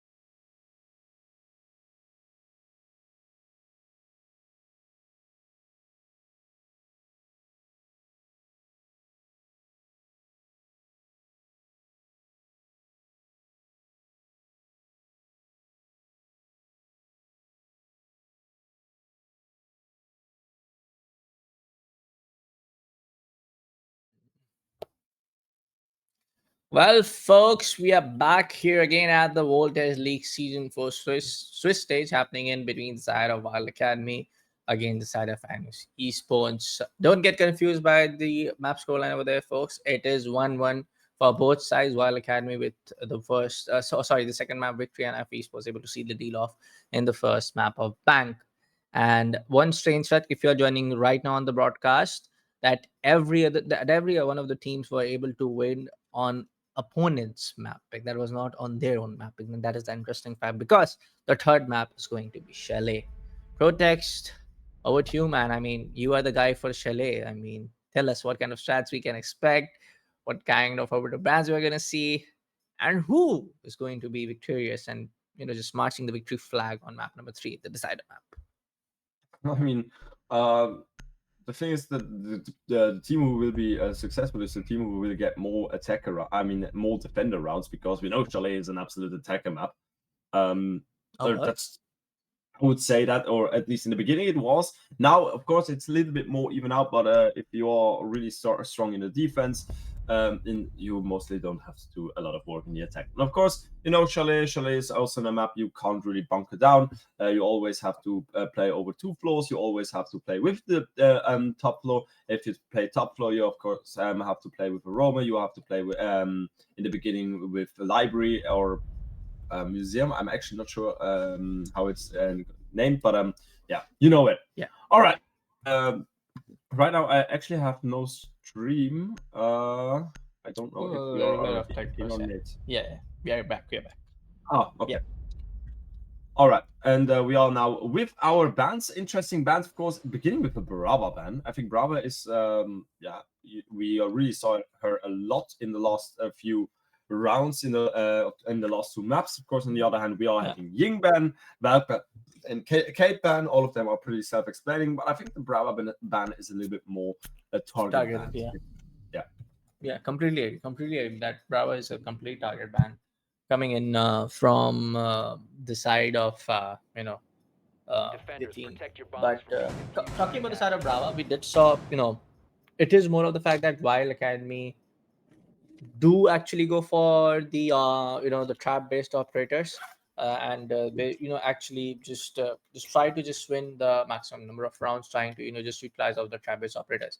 And to counter that, we do see the side of INF Esports going in for a Brava pick. But also talking about the side of Wylde Esports, we did saw them taking a lot of time to adapt towards some of the strategic approach coming in from the side of INF Esports. So I just feel like on a map like Chalet, INF Esports will try to just shut this down like that. That they will try to win massive number of rounds as quickly as possible. When the majority of the gunfight that they were able to win on from the last two maps, and okay, that just happened. One of the spawn peaks, and that will be Santi to go down from the side of INF. Yeah, that's the first one down, of course, especially when you are picking out the Twitch. That means, of course, your mirror windows are safe, at least from completely getting destroyed. Yes, there is still an Ash. Ash, of course, with her charger, she's able to still destroy them a little bit or just crack them. On the other hand, you are seeing the recruit, and I think the recruit pick is pretty interesting, especially in competitive. Yes, you see him in ranked, but I never saw him really in competitive. On the other side, Singer with the opening against Bimsy. Now we are having in Museum here the player trying to play vertically. And that means, of course, he has to go up the Astro stairs, and he is doing that silently. I think he has no idea that somebody's there, and yes! There's a push from the back, double kill from the side of Singer. That's massive, and that means, of course, INF Esports starting off this round really successfully. The C4 makes no impact, and they have to retake Astro or be objective because they are completely fortifying or forfeiting the side or those two rooms. That means, again, you have to go for the retake. INF doing such a good work here in the first half of Yes, sir. And I think they're looking pretty interesting for the side of Wylde Academy. They're able to get some price, trying to just put down the side of Humanity playing in that KB. But interesting, I would say, side pick. You don't usually, especially in a round when they just wanna get dealt with it. Oh, with the diffuser plant going down, all just as BSMD 11 to left up. He gets it. He gets it. And he's going in for the revive as well. But for both the attackers, they're on a secured spot. Defenders have located the diffuser. With the striker coming in, not really sure what's gonna happen. Because that's newest addition. That's gonna be the first round victory going in favor of INF. I just again got confused in the beginning of the round. And at the gaming bar, and of course, again, it's turned out not that successful as I thought it would. Wylde Esports, they are losing the first round. Now they go to Wylde, says no more big catch. Side pick again. Attackers need to locate Don't and see defuse those the two bomb. sides in the first two rounds mostly. Mostly going to Master Bedroom in the beginning. Then you are going somewhere in the middle sector and maybe in the last round into the bottom floor. Yes, sometimes you also have bottom floor at the top, but mostly only if top floor already got played and won by your team. So interesting to see, but still Chalet is a map where you are, in my opinion, you are able to just hold every defense or every defensive objective. Yes. Isn't really 10 seconds left. changing that much of the game, if you know what I mean. As having some few issues with the finding the right words. But yeah, both two middle sides, both two sides at the middle floor, you're holding them kinda in the same way, just opposite wise. And top floor and bottom floor, you are having some Yeah. For now, it just seems like you have to overtake. yeah.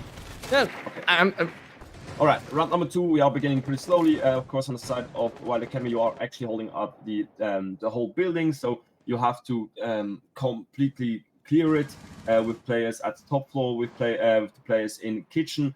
You have to clear them out, especially the mirror. The mirror will be a needle in your eye if you aren't playing her out. On the other hand, you also have to establish, of course, already some rotation control, so the players aren't able to just comfortably rotate back. On the other side, Bimsy takes out Single, and that means, of course, first round or round number 2 starts off pretty strong on the side of Wylde Academy.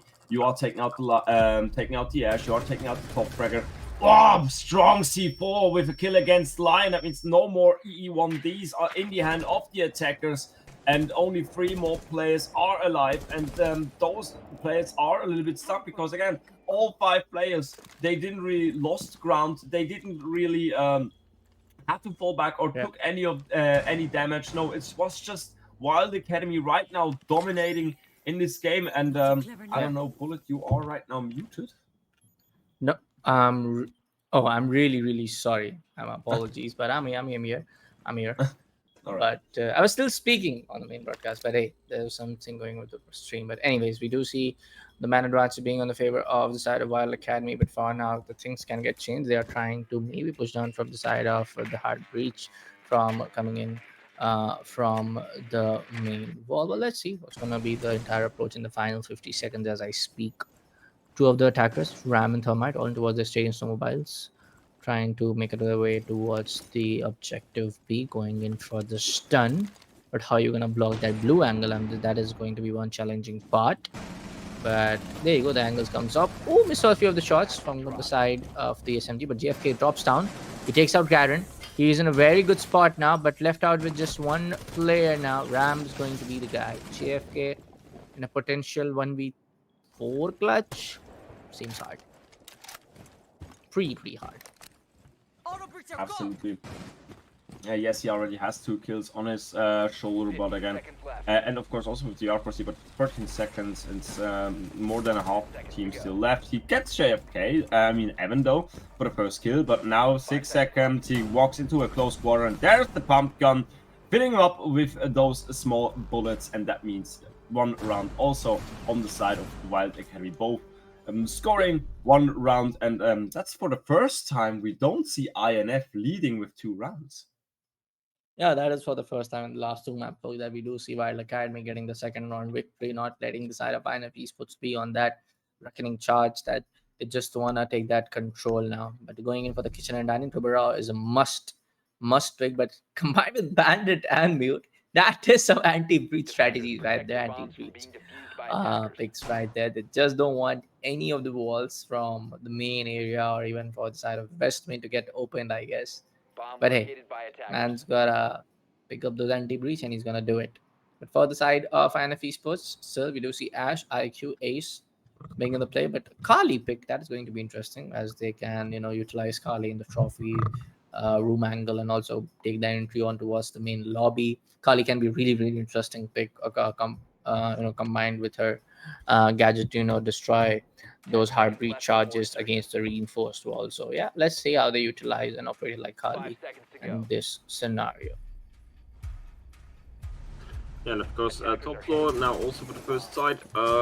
You want to hold library as long as possible to waste a lot of time, so the attacker aren't able to push into K9 to push onto that breach. And yeah, Santi on the other hand really starts off pretty strong with the opening frag against the mute, and they're still trying to hold the gaming window where Santi's still pre-firing and doesn't get a damage through it now. Yes, he takes a little bit, but I think for a kill, that's an absolute beautiful trade.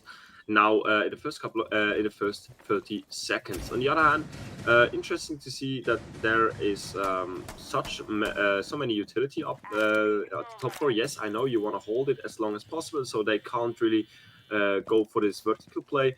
But again, with 4 electric batteries, it's still an interesting thing to see. Yep. Let's see, man. Let's see. The entry pick is coming definitely on towards the side of, INF Esports being in the charge for now. But there's going to be a quick fight towards the bathroom area. Azami just right there. There's going to be Hunter to get a little bit of that audio cues with Azami, running down towards piano and bathroom. But you do see the objective. The piano room getting drawn from the hands of IQ, and he puts down a little bit of that frag nade. One of the frag nades actually to deal a little bit of damage, also to get some of the utilities off the chart. But they have to get the vertical control. Only then they can push for the objective point. That is the play right here, folks. Classic siege approach, and they have to do it. But for now, they're not able to actually do a lot of damage towards some of the roamers playing in on the vertical control. Yeah, and it's INF really struggling at the same point where Wild Academy struggled in the last map to make your approach or just advance enough to prepare your attack for the last couple of seconds. And yes, they're pushing in. Seti with the kill against Separate, beautiful. Lumen with the kill against Even, and that's the Caster's curse, I would say again, because INF they are just moving pretty fast now, pretty smoothly into the objective without this preparation at top floor. Now getting the kill on the side of Garen against Hunter, and that means of course Wylde is pushing back again, but the diffuser got placed down. It's gonna be pretty hot again. Here we are having the bandit trapped at the top of the stairs there. Lumen with the kill against Sneak. That means the player of Wylde is down, and Wylde is again in an operated disadvantage with 20 seconds on the board, and a beautiful long angle here with the 417 on Lumen. Takes out Garen, but it's gonna be INF who secures the round. And again, an absolute emotional roller coaster. We saw Wylde defending top row absolutely beautifully. Afterwards, INF getting a good kill here at top floor with the player who plays vertically. They were able to push in, getting a lot of frags there. But in the end, Wylde fought back, got the draw again, but then again, INF with the switch and with the last two kills. So again, an absolute roller coaster here in round number 3, leaving us with INF in the lead. Attackers need to locate and defuse bombs. Yep.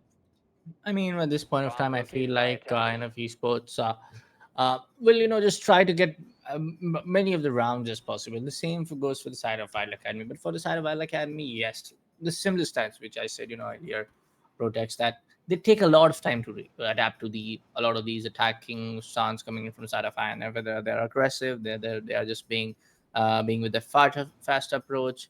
Whether it's like they are trying to just go for some of those methodical plays. Wylde Academy takes sometimes 2, sometimes 3, sometimes 4 rounds to just get a hold of INF's fast approach, or some of those approaches coming in towards the attacker stance. But on to round number 4 now, folks. Time can only tell whether it's INF or Wylde Academy. But for now, as we approach round number 4, we do see the side of the side of the gaming and the bar objective side getting picked, and on towards library, you gotta be at least, the maximum number of operators will be above the floor, just 1 or 2, inside the objective point to just play on that close quarter combat.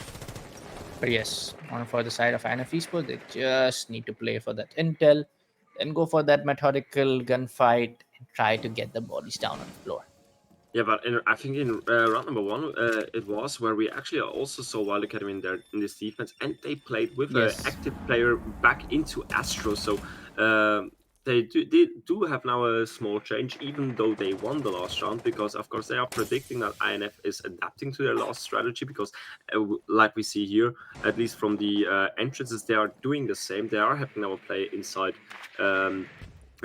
Museum, who possibly also will rotate, but they are having the information that there's somebody in kitchen, so they have to push there, and Deimos gets picked off. Beautifully done from Wylde, baiting Deimos out of Museum with the focus on deletion, but there's somebody on the stairs for getting the kill, and that means Wylde Academy with the opening frag here in round number 4.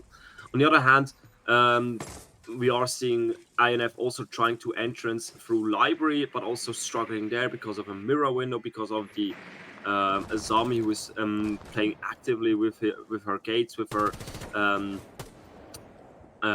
actually I don't know how to call them, but still they're playing it actively, and BMC now also with a kill on the window. A beautiful start from Wylde. Beautiful start from Wylde with just one defender, one of the attackers left out.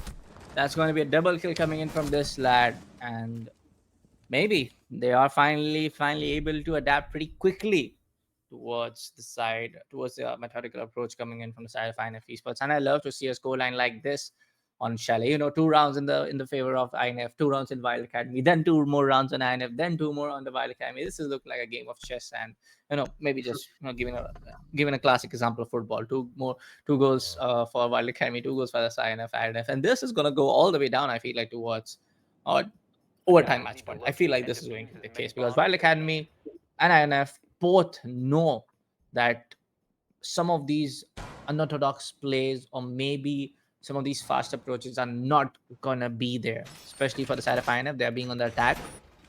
They have actually banned some of the critical operators that they want to ban in for. They have banned Valve, which gives a lot of intel towards side of Wylde Academy. Wylde Academy also went in for Brava and Kai.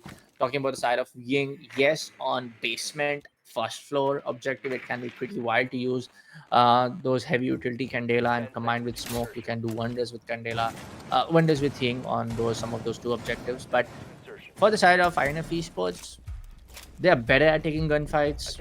So just go for it. Go for those early gunfights. Maybe we did saw that happening in round number 1. We did saw now happening in round number 3.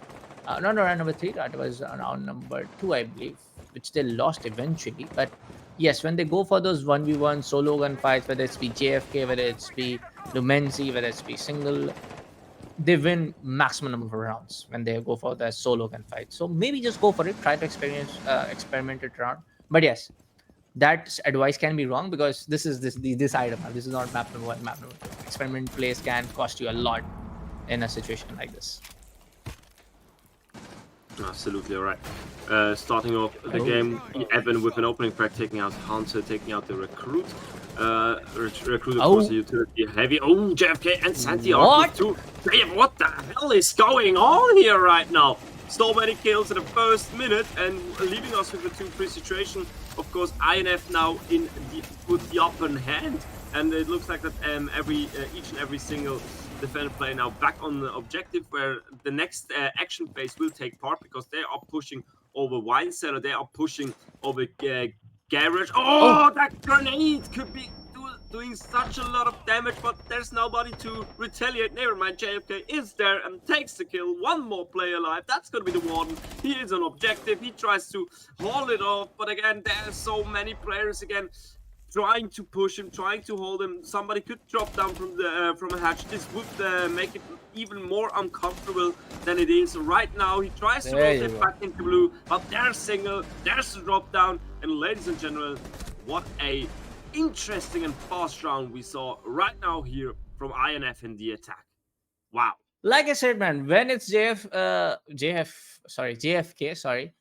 or maybe it's single, maybe it's Lumenzi trying to go for their solo play, when they're having the chance, whether it's Al, whether it's Ram, they are able to do wonders. So that was that case. JFK stepped up, and this time around, maybe Shanti will do the trick as he goes for the Ash, and single also goes for the IQ. But hey, when we see INF going in for these I would say an aggressive stand, they just want to go for those drone work and combined with an fragger like Ash or Ram, having the R4C, having those guns, or maybe there's even like Type 89 coming in off from Himana's pick right now from the side of JFK. They just create havoc left, right, and center for the side of Wylde Academy. So yeah, we have seen that happening in maybe a little bit more, but yes, I'm not on that, gaming and bar objective, you have to, most of the operators need to play out of the objective.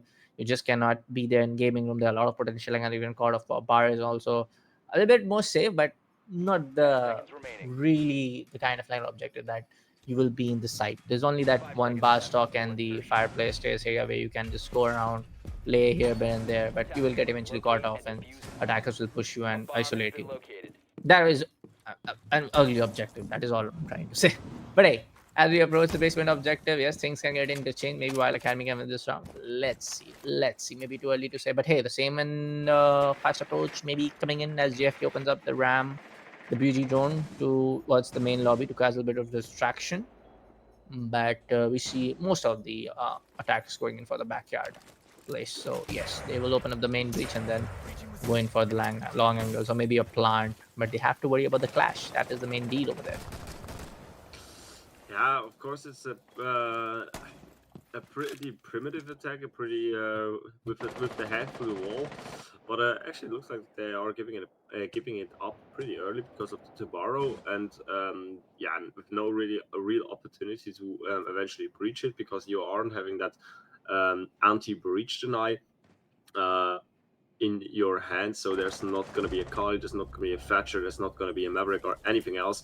So they have to use another approach. Lumen now with the others on the other side with the opening frag, taking out the recruit. It's again the recruit who dies as the first. So Sneak really has trouble to get himself into the game, to establish him as well as a active player, because yeah, in the last 2 rounds he just was that that I would say the cab man, and wasn't really doing any action in the game itself. Now, the first entrance into the building, Single on the other hand takes out Bimsy. Never mind, it's not the first approach, because they are already doing a lot of work here in a vertical play, and Wylde Academy, they have to focus now, maybe taking a maybe going for a flank, but when you look at the operators, there are just not enough operators to go for that exact for that plan, because Single now, even with the kill against Semper, leaving us in a 2-5 situation, it's just going to be 2 more players, 1 more players, because Lumen takes out Evan, last player alive, but no chance here for that one, because somebody is behind him and shoots him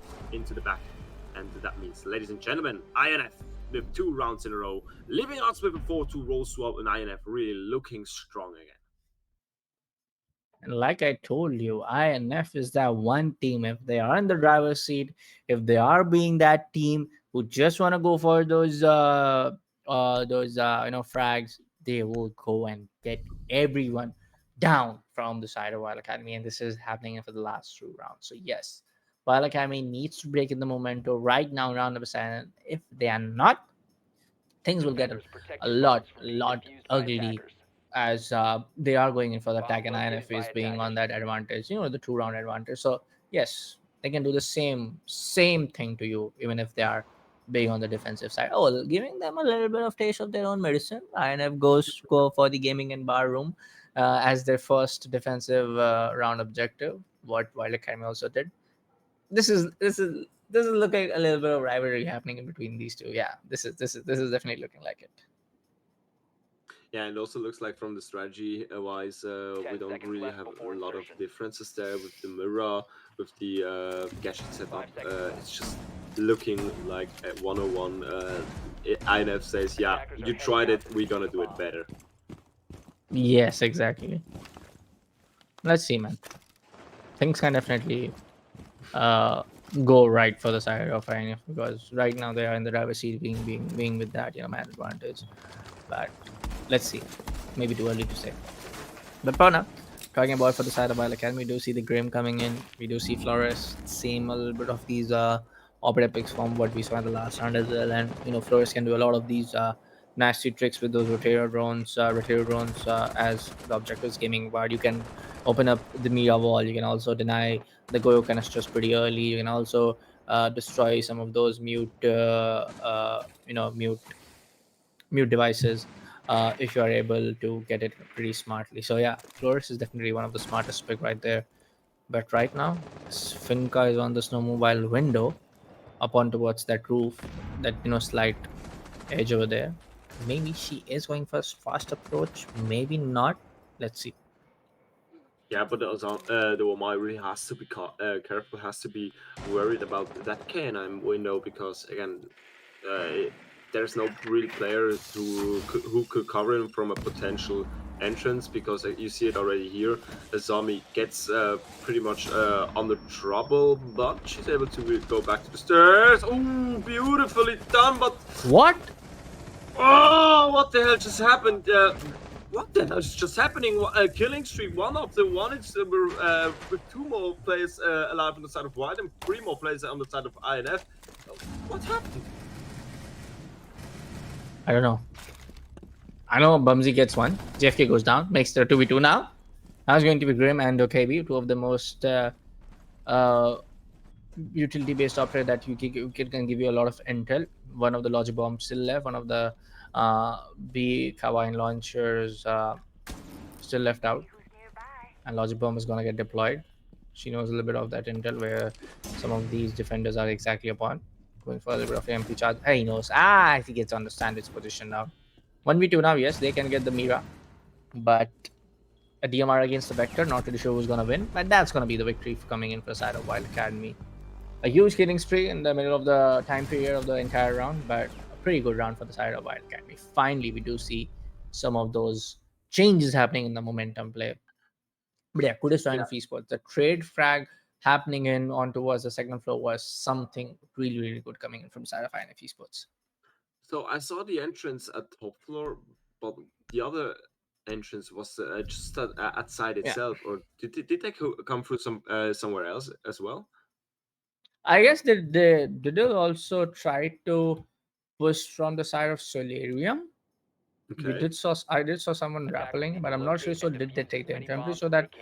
everybody came in from the side of Piano and towards the bathroom area, not exactly from Solarium though. All right. I didn't really realize that one. All right. That means, of course, round number 8, we are going back to Wine Cellar. And we know that objective.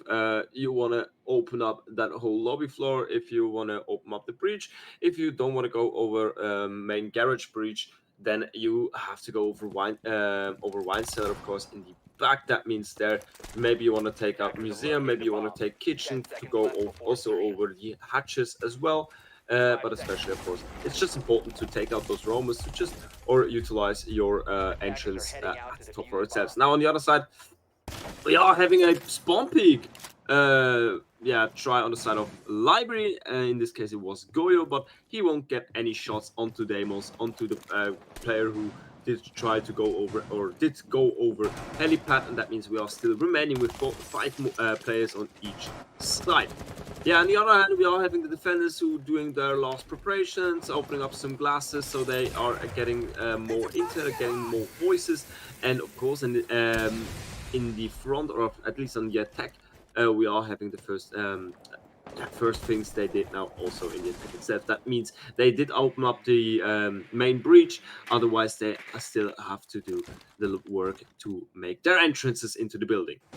And there we are having the Ram going upstairs. Deimos already in. We are seeing on the right side now of your screen the players who are slowly but surely rotating back into objective. Maybe one player stays out. That's probably gonna be the Vigil.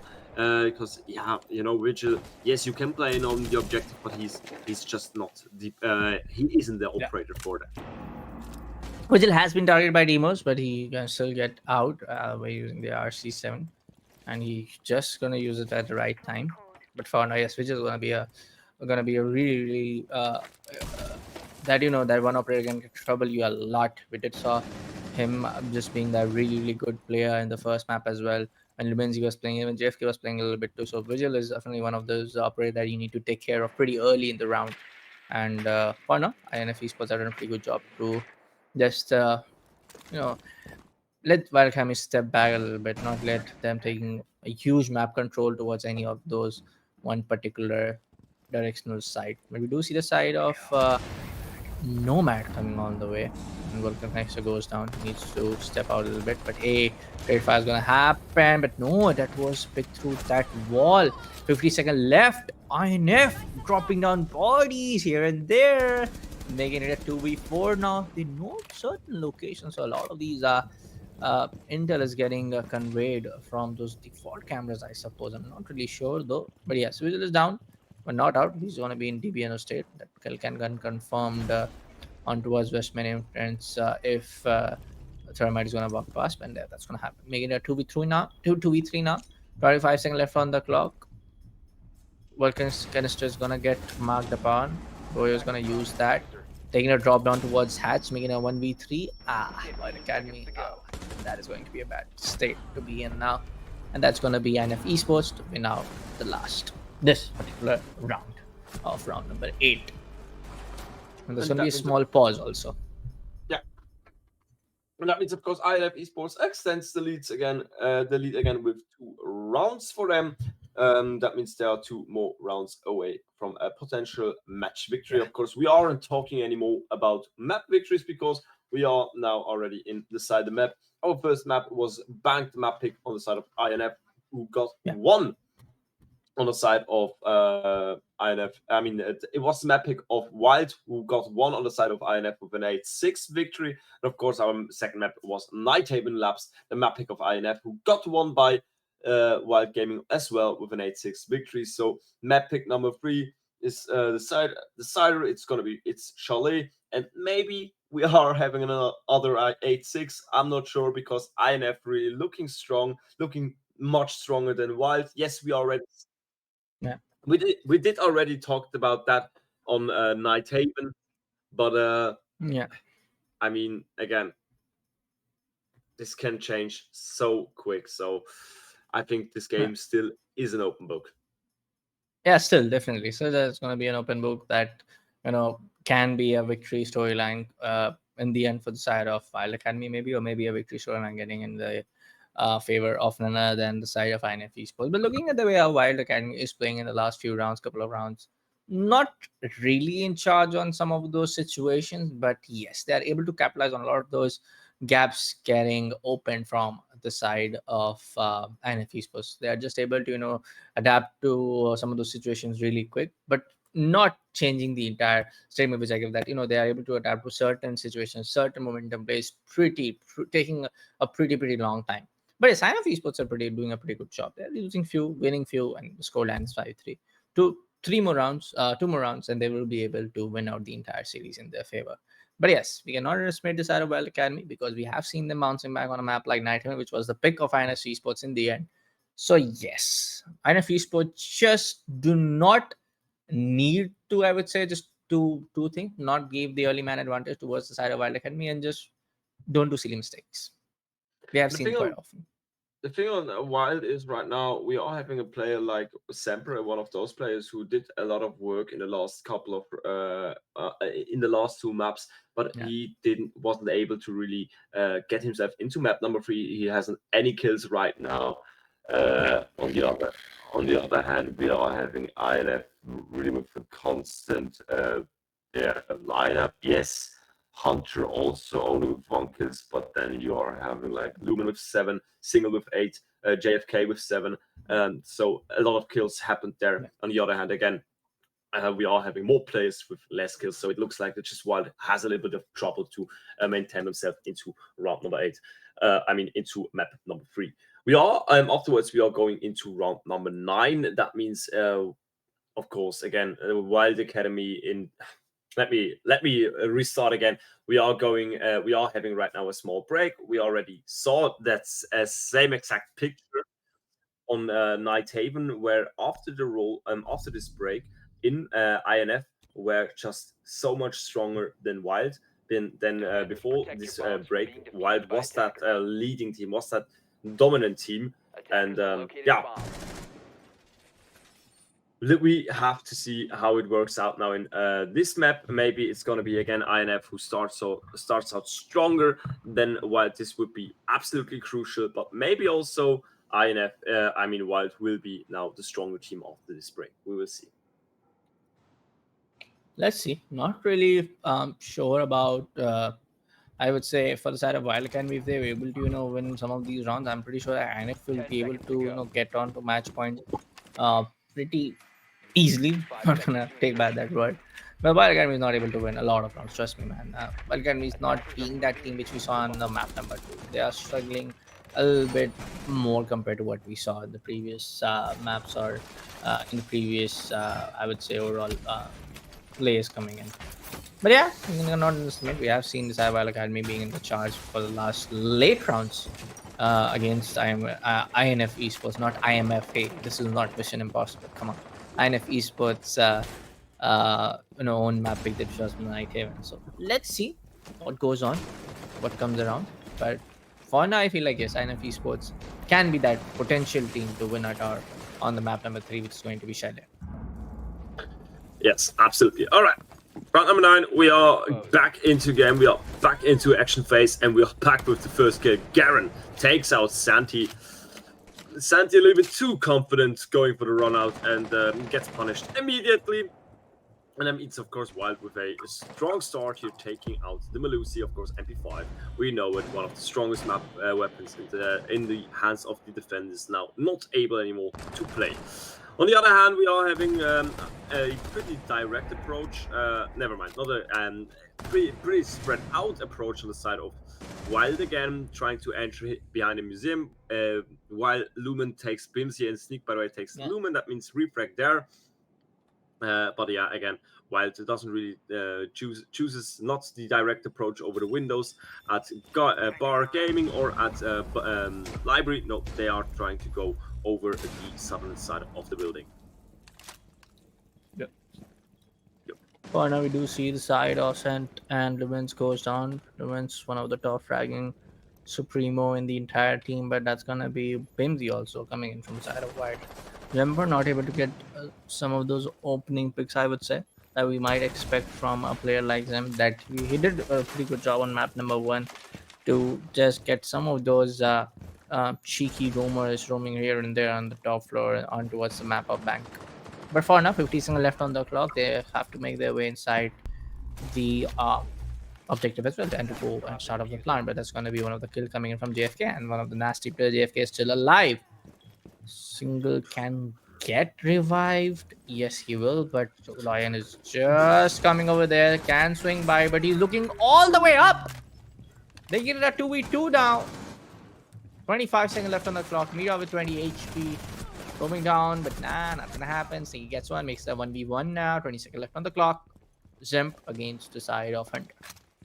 15 Yeah, seconds. Hunter of course tries to go over the stairs. While we are having Semper, who is at the top floor, they have to go for the defuse.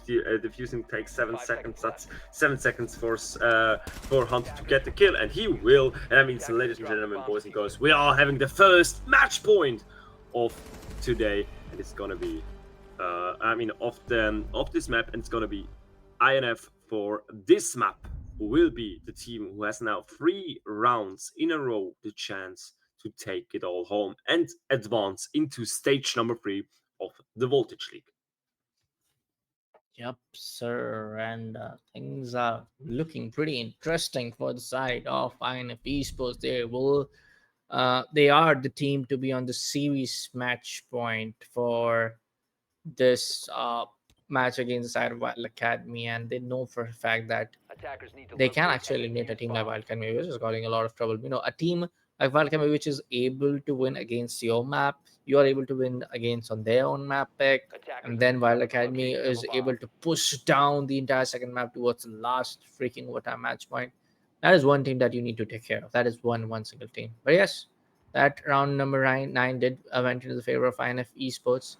So let's see how they are able to win it the entire map series or not, because this is going to be 6-3, folks. Wylde Academy still needs to push down to 7th, 8th, 9th gear to just ride onto their momentum play, take those rounds in their favor from now on to make it a 6, scoreline 6-6. Things look a little big. Say that Wylde Academy will be able to do 6-6. No respect towards the side Wylde Academy. This is just like this the overall observation, and my analysis coming in from map number 1 and map number 2. Yes, it is. All right, round number 10. What do you think? How many rounds are we going to see in this game? I feel like INF will be able to shut down this one. Yeah, round number 10. I feel like they will be. So Looking at how... Yeah. Yeah, please. No, go ahead. No, because INF, when they want to go for this over aggressive plays, we do see spawn peaks. We do see the first frag coming in. This might be the case. But still, JFK had that option. JFK had that chance. He got that kill. But I feel like, yes, they will be able to shut this down on this round number 10. All right, and they are starting already pretty successfully with it. With the opening frag against Sneak, who, by the way, didn't really had a strong start in the game, but in the last few rounds, no, it was Semper I was talking in the break. Never mind, forgot what I said. But still, they have a successful start, taking out the Maverick, taking out the first kill for INF and Wylde. Now, again, in an operator disadvantage, but there is a Monty creeping up at Piano. But, oh, this Goyo canister will make such a lot of damage, or at least cut him off. from the other players, this could be the time where INF could punish at least Monty, but it doesn't really look like that they want to go for this kill. No, they're just going for the rotate back, so they are able to save more players for the later stage of round number 10. Otherwise, we are having still a player in master bedroom. He will be there to hold them off for just a little longer, so Wylde will get into a time trouble. Time trouble. Make it out to 4v4 now. Wylde gets one. JFK with the nasty Supremo Fraggers goes down. They're still with that Monty. They are still having that smokes. Yes, they have.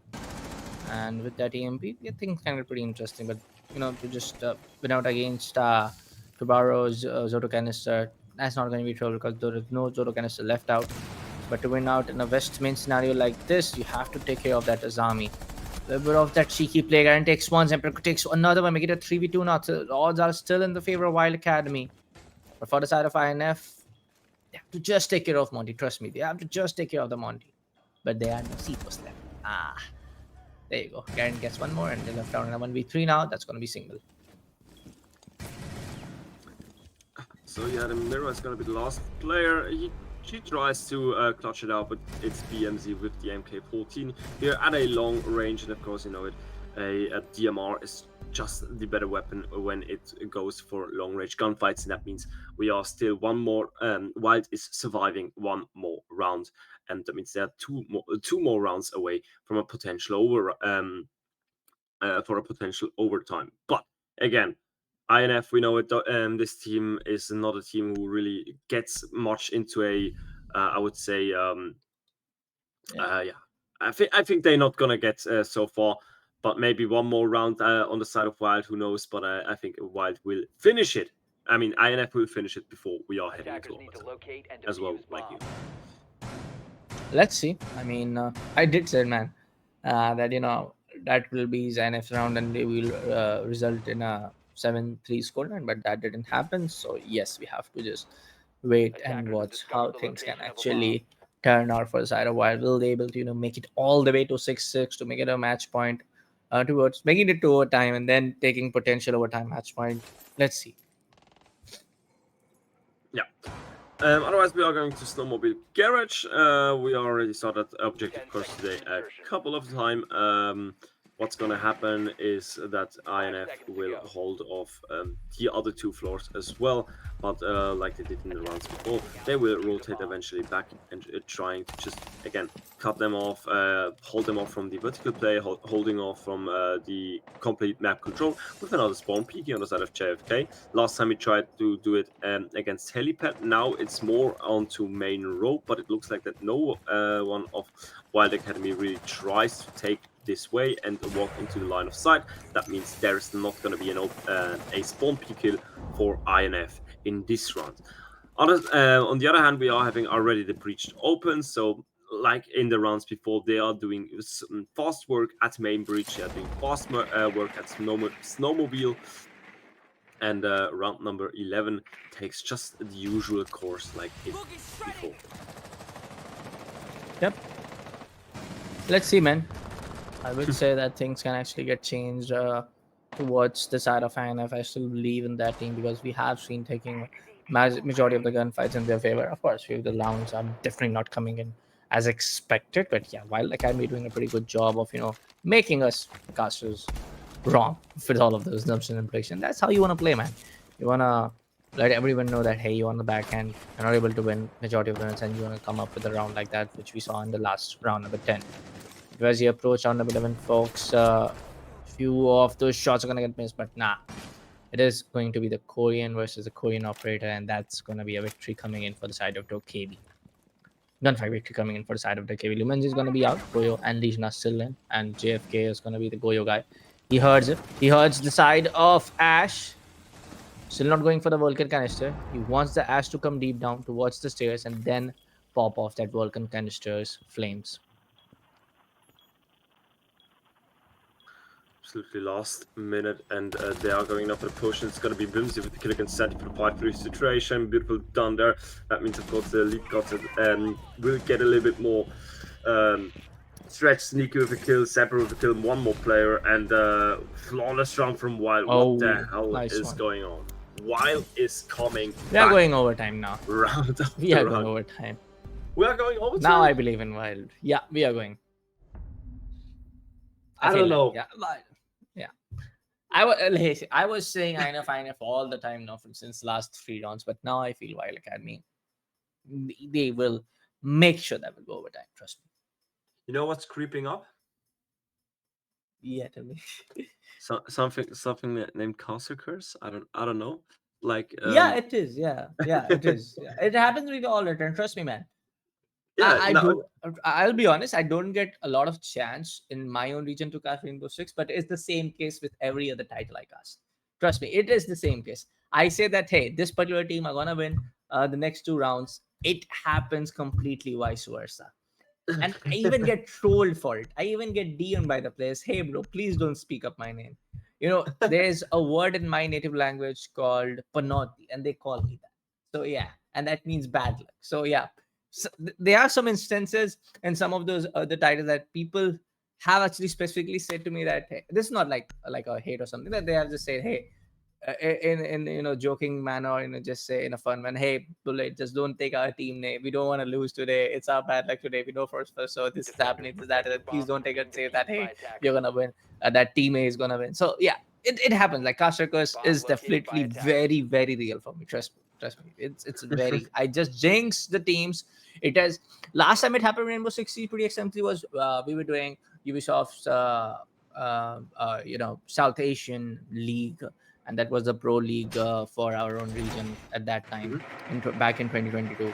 And I said that there's going to be that one Bangladesh team that want to win the entire series, and they didn't win even one single map. Yes, it has happened with me a lot. So yeah, that's that. That's hard. That's really hard. Yes. Well, we will see. Maybe INF will take this round because you say that Wylde is gonna win now. Who knows? Round number 12, ladies and gentlemen, we are going into kitchen dining. Of course, you're seeing INF not really holding kitchen dining. No, you want to hold top floor. You want to prevent them from vertical play. It's just Chalet, and it's Chalet. When you look on the ground, there's wood, and you know what you can do with it. Yes, you can destroy it, and that means there will be so much vertical gameplay. It's Chalet and Villa.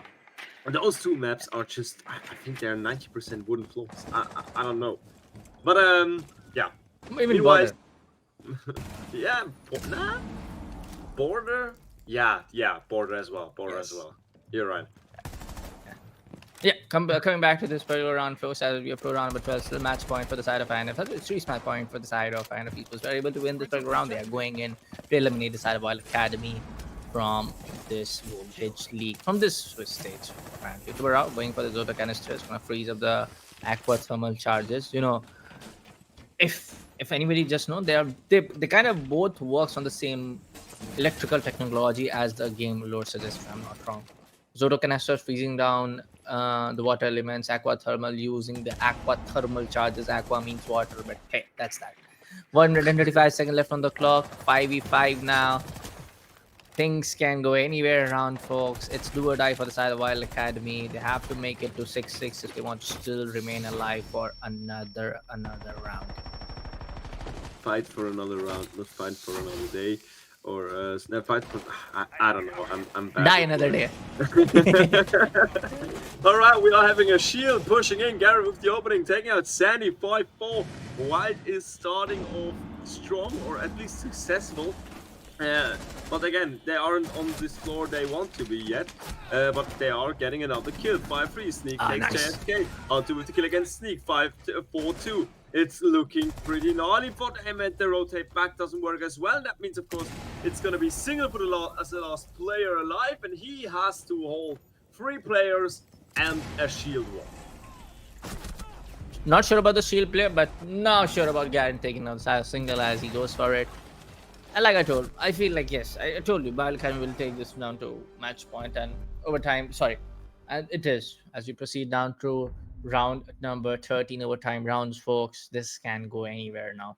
If Wylde Academy is able to win straight up 2 rounds, it's their own series, and if INF is able to win series, match the next 2 rounds, it's their own series, which has not happened in the last 4 rounds though. So yeah. Yeah. All right, overtime. INF defense, Wild Academy attack, and Attackers need to locate and defuse as many bombs as they now can. in the last few rounds, you said INF will win. Then you said Wild will I'm win. not gonna say anything, man. Come on. I just I want to know. Bomb I want to located know by it. attackers. I want to. Yeah, I want to not to prevent. be I want to be seriously putting it away as a cast on the desk, as INF Esports was not able to win last 4 rounds constantly as they needed to, just end things down, even after they went on to making things go 6-3. I feel like Wild Academy might just do it, might just. Yeah, wait. Continue my headset. Just. Okay. Sorry. Yeah, folks. Back to that. I feel like yes. What to just my friend Project say that. Hey, what do you think? Seriously, I feel like Wild Academy is able to see the deal of the last 4 rounds. What you don't think that they won't be able to do for next rounds? Hell, they can do. But for the side of INFC Sports, yes, that overshared aggression is definitely not favoring this side. So I feel like yes, INF Sports does needs to think a little bit that hey, stay a little bit more passive. Just wait for them to come on towards the closer towards or towards objective, or not just everybody playing in or off the objective. Then especially this Mamai and Azami, just waste down the time of the attackers. Don't let them go near the side. Kill off if you need. Back off from the straight up gunfights if you need. And if there's a Monty situation like this, you deal damage like that. All right. But for now, as we approach the 4v5, it's going to be retreat happening in Bubsy. It's going to take down the side of JFK. And another time, JFK is going to go down very early. From the past 3 rounds, this has happened quite often. Yeah, that means because the first two players are down, JFK and even like you said, and with 1:40 to go, it looks like that INF is actually from positioning pretty strong still, but Bimsy, yeah, they are taking out the players who want to rotate back to the objective, so this won't really work out for them. Now, on the other hand, we are having a player who's a little bit pinned down here at Fireplace. It looks like the two players are actually pinned down at Fireplace. That is really unfortunate, but it kind of looks like that Wild doesn't even know that those players are at least feeling pinned down, that they are thinking that they can't really move. So this kind of works into their hands, but as well kind of doesn't, because they can get 2 kills, but yeah, don't realize it. I hope all of you kind of understand what I just said. If you don't, yeah, it happens, I guess. And 50 seconds to go, Wild Academy still have to play against that mirror window, and one mirror window can change the whole course of a round. Garen now with a kill against Lumen, and 40 seconds to go. 40 seconds to go. 4v2. Man advantage, not in the favor of INF, but still they have Single and Sand. Single being that the one guy who is on the maximum number of frags along with JFK. So yes, he can do wonders if you ask me. All he needs is a little bit of support coming in from the side of Vamai. Vamai is also on towards Spar, but that's going to be the first kill coming in. Sand takes 2. Oh my god, it's a for triple. What was that?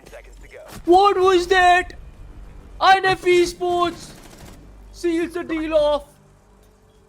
What just happened? Wow. Oh my god.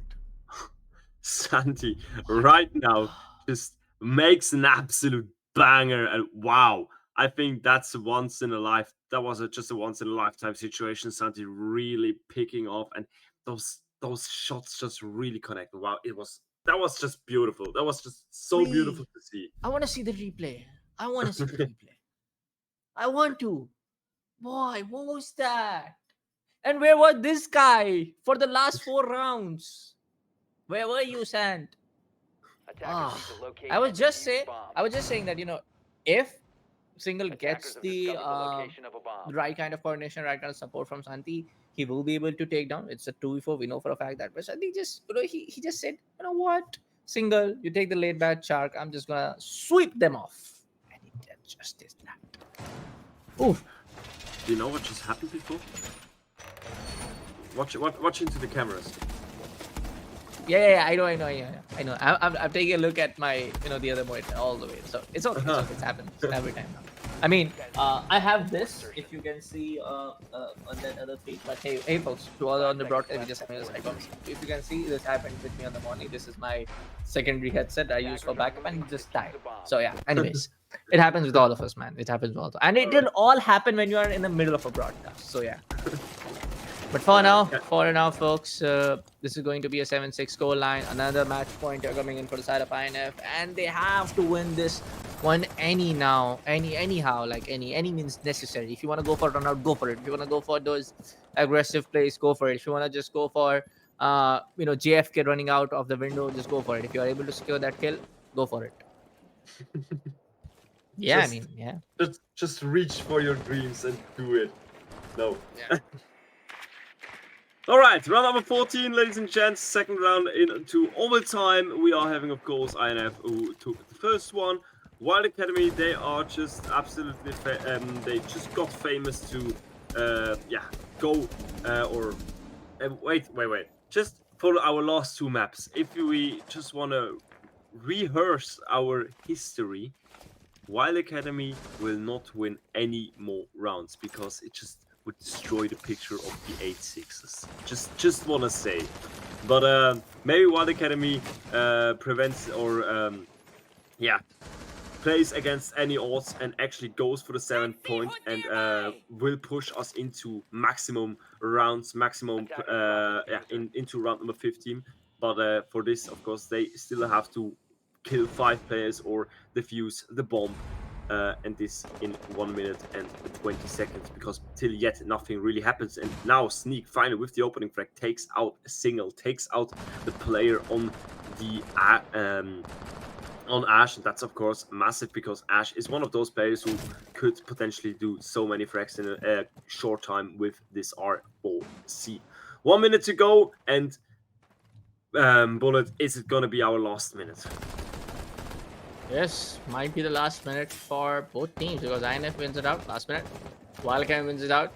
Might just survive for another round. So yes, he takes aggressive entry. Was that necessary? Not really sure. But Sant goes inside, gets the price to pay, makes it a 5v2 now. And yes, we are going to see another round, I guess. JFK is still alive though. But yeah, there's no way you're doing a 2v4. What Wylde Academy did the last round was a pure mistake, but they're not going to repeat that off. And boy, we are going in for the last round, number 15, for these two fine teams. I mean, every map went into overtime match point. Oof. Yeah, they really don't want to let us go to sleep, I guess. Man, to be very frankly speaking, I'm not planning to sleep right now, even though I might sleep for my whole evening today, even after I hit gym. I know that is very unhealthy, just spewing some personal instance. But yeah, I will just go play some quick match. I just need to complete my battle pass if it's still there. I was at 96. Yeah, I just need 3 or 4 more unlockables. I just got the confirmation from the back end. The battle pass is over. Never mind. I'll play something else. Fine, I'll find something else. Maybe I'll just play Siege only. So yeah, let's see. Nah, I have to work in the morning, so you wanna sleep? Yeah. All right, guys, ladies and gentlemen, last round of today. We are heading into kitchen dining. Into snowmobile garage. Snowmobile garage. Yeah. No. Wait. That is on the first floor. That is kitchen. Kitchen dining. And kitchen dining. Yeah, so that means, of course, there's not gonna be as many operator activities in the bottom floor, but there will be many operators in the top floor, around about piano, at astronomy, at master bedroom, and of course at office, while the most players potentially will advance through library and of course K9 balcony. Never mind. It looks like that they're also gonna play over the windows. That's of course pretty strong, especially with a Capitao. You are able to cut off so much space, and of course also, again, make a lot of damage with those fire arrows. And I hope, of course, they actually do not even have anything against grenades or arrows. So there's not going to be a mine. There's not going to be a Jäger ADS. That could be pretty punishing for them. Let's see, man. Whether it's going to be the side of INF, whether it's going to be the side of Wylde Academy, we will just find in the last minute and 40 seconds as I speak. Coin launcher gets the info. That's going to be Umzi to take down the side of Lumenzi. Shant also takes the side of Zimp down Capito. Trying to go for the fireballs, not really sure, but how did Signal got the side of Ivan? What? Did he make a run out? Attackers recovered the diffuser. Oh, no, he's on the second floor. Apologies. He did make an peek on towards that main window on the objective. Sorry, up on towards the second floor over there, on towards the master bedroom. But for now, resulted in a 3v3 now. Zofia had to take the charge, going for the aggressive stance. But hey, a little bit of damage getting dealt toward the side of KB. As you know for a fact that there's going to be someone peeking all the way. That's going to be Frost, making a 2v2 now. Gunfights happening all on the possible side. And INF in a bad spot. 1v2 in the final round, number 15, folks. His phone's ringing. Not going to use it to hang up. You don't want to get stuck in that animations. And there you go. Wylde Academy takes the second map victory onto their side, folks. And that's going to be INF to get eliminated from Voltage League Season 4 switch stage. And a hard freaking fought victory coming of Wylde Academy 8-7. To be precise. Wow, that was absolutely massive. That was I think 43 rounds of pure Rainbow Six action, and some rounds of them were crazier than the other one. With some huge clutches, but also some rounds where you thought, what the heck did you just thought about that move? But overall, I wouldn't say the better team won, because INF was throughout the whole the more dominant force, but Wylde eventually got the win and they advance. So it is what it is. Yeah, but I feel like I mean, if you say for a fact that yes, INF was a better, so I feel like on the same discussion, Wylde Academy won the maximum number of maps and maximum number of rounds. That's that. So I feel like Wylde Academy did pretty good job, but yes, INF also did commit a lot of mistakes in the map number 2 and map number 3. I feel like that map should have been the map of INF Esports, even though if they have lost the first matchup. But yes, folks, that was that. Thank you so much for joining in and tuning in to Voltage League Season 4. This was a Swiss stage happening in between the side of Wylde Academy and INF Esports. The scores will be updated on the OP league website as well, and you will find all of the results of the other matches that were happening simultaneously between the other teams, which are not happening on broadcast on the OP league website as well. So make sure to check that brackets out as well. This was Bullet, alongside was my friend Protex. Thank you so much for tuning in to Voltage League Season 4. We'll see you in the next broadcast. Until then, happy gaming, play some Siege. Bye bye, take care, good night from my side though. I must have went blind tonight, cause I swear that you out of sight. Man, I'm so up, I could be a pilot, and I just hope trying to catch a flight. So let me get the digits. I call right now if you with it. I seen 1,000 pretty girls in this room. $1 I've been looking for you. I've been searching, it's so hard to find a girl who's one of a kind. 'Cause being alone just isn't cool. I'll take 1,000 trips around the world just so I could find you, girl. 'Cause darling, I've been looking for you. I'm looking for you. For you. I'm looking for you. For you. Let's get it now. I'm so up, I could be a pilot. Be a pilot. Be a pilot. I'm so up, I could be a pilot. Beat. Let's get it now.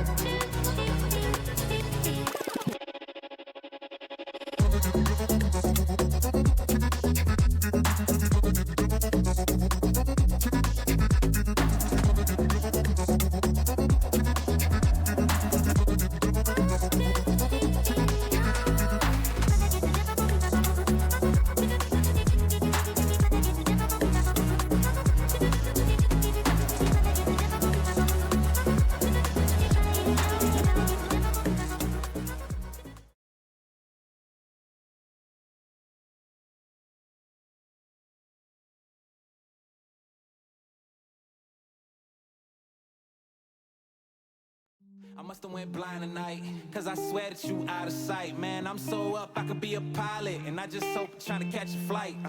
So let me get the digits. I call right now if you with it. I seen 1,000 pretty girls in this room. $1 I've been looking for you. I've been searching, it's so hard to find a girl who's one of a kind. 'Cause being alone just isn't cool. I'll take 1,000 trips around the world just so I could find you, girl. 'Cause darling, I've been looking for you. Yeah, I'm looking for you.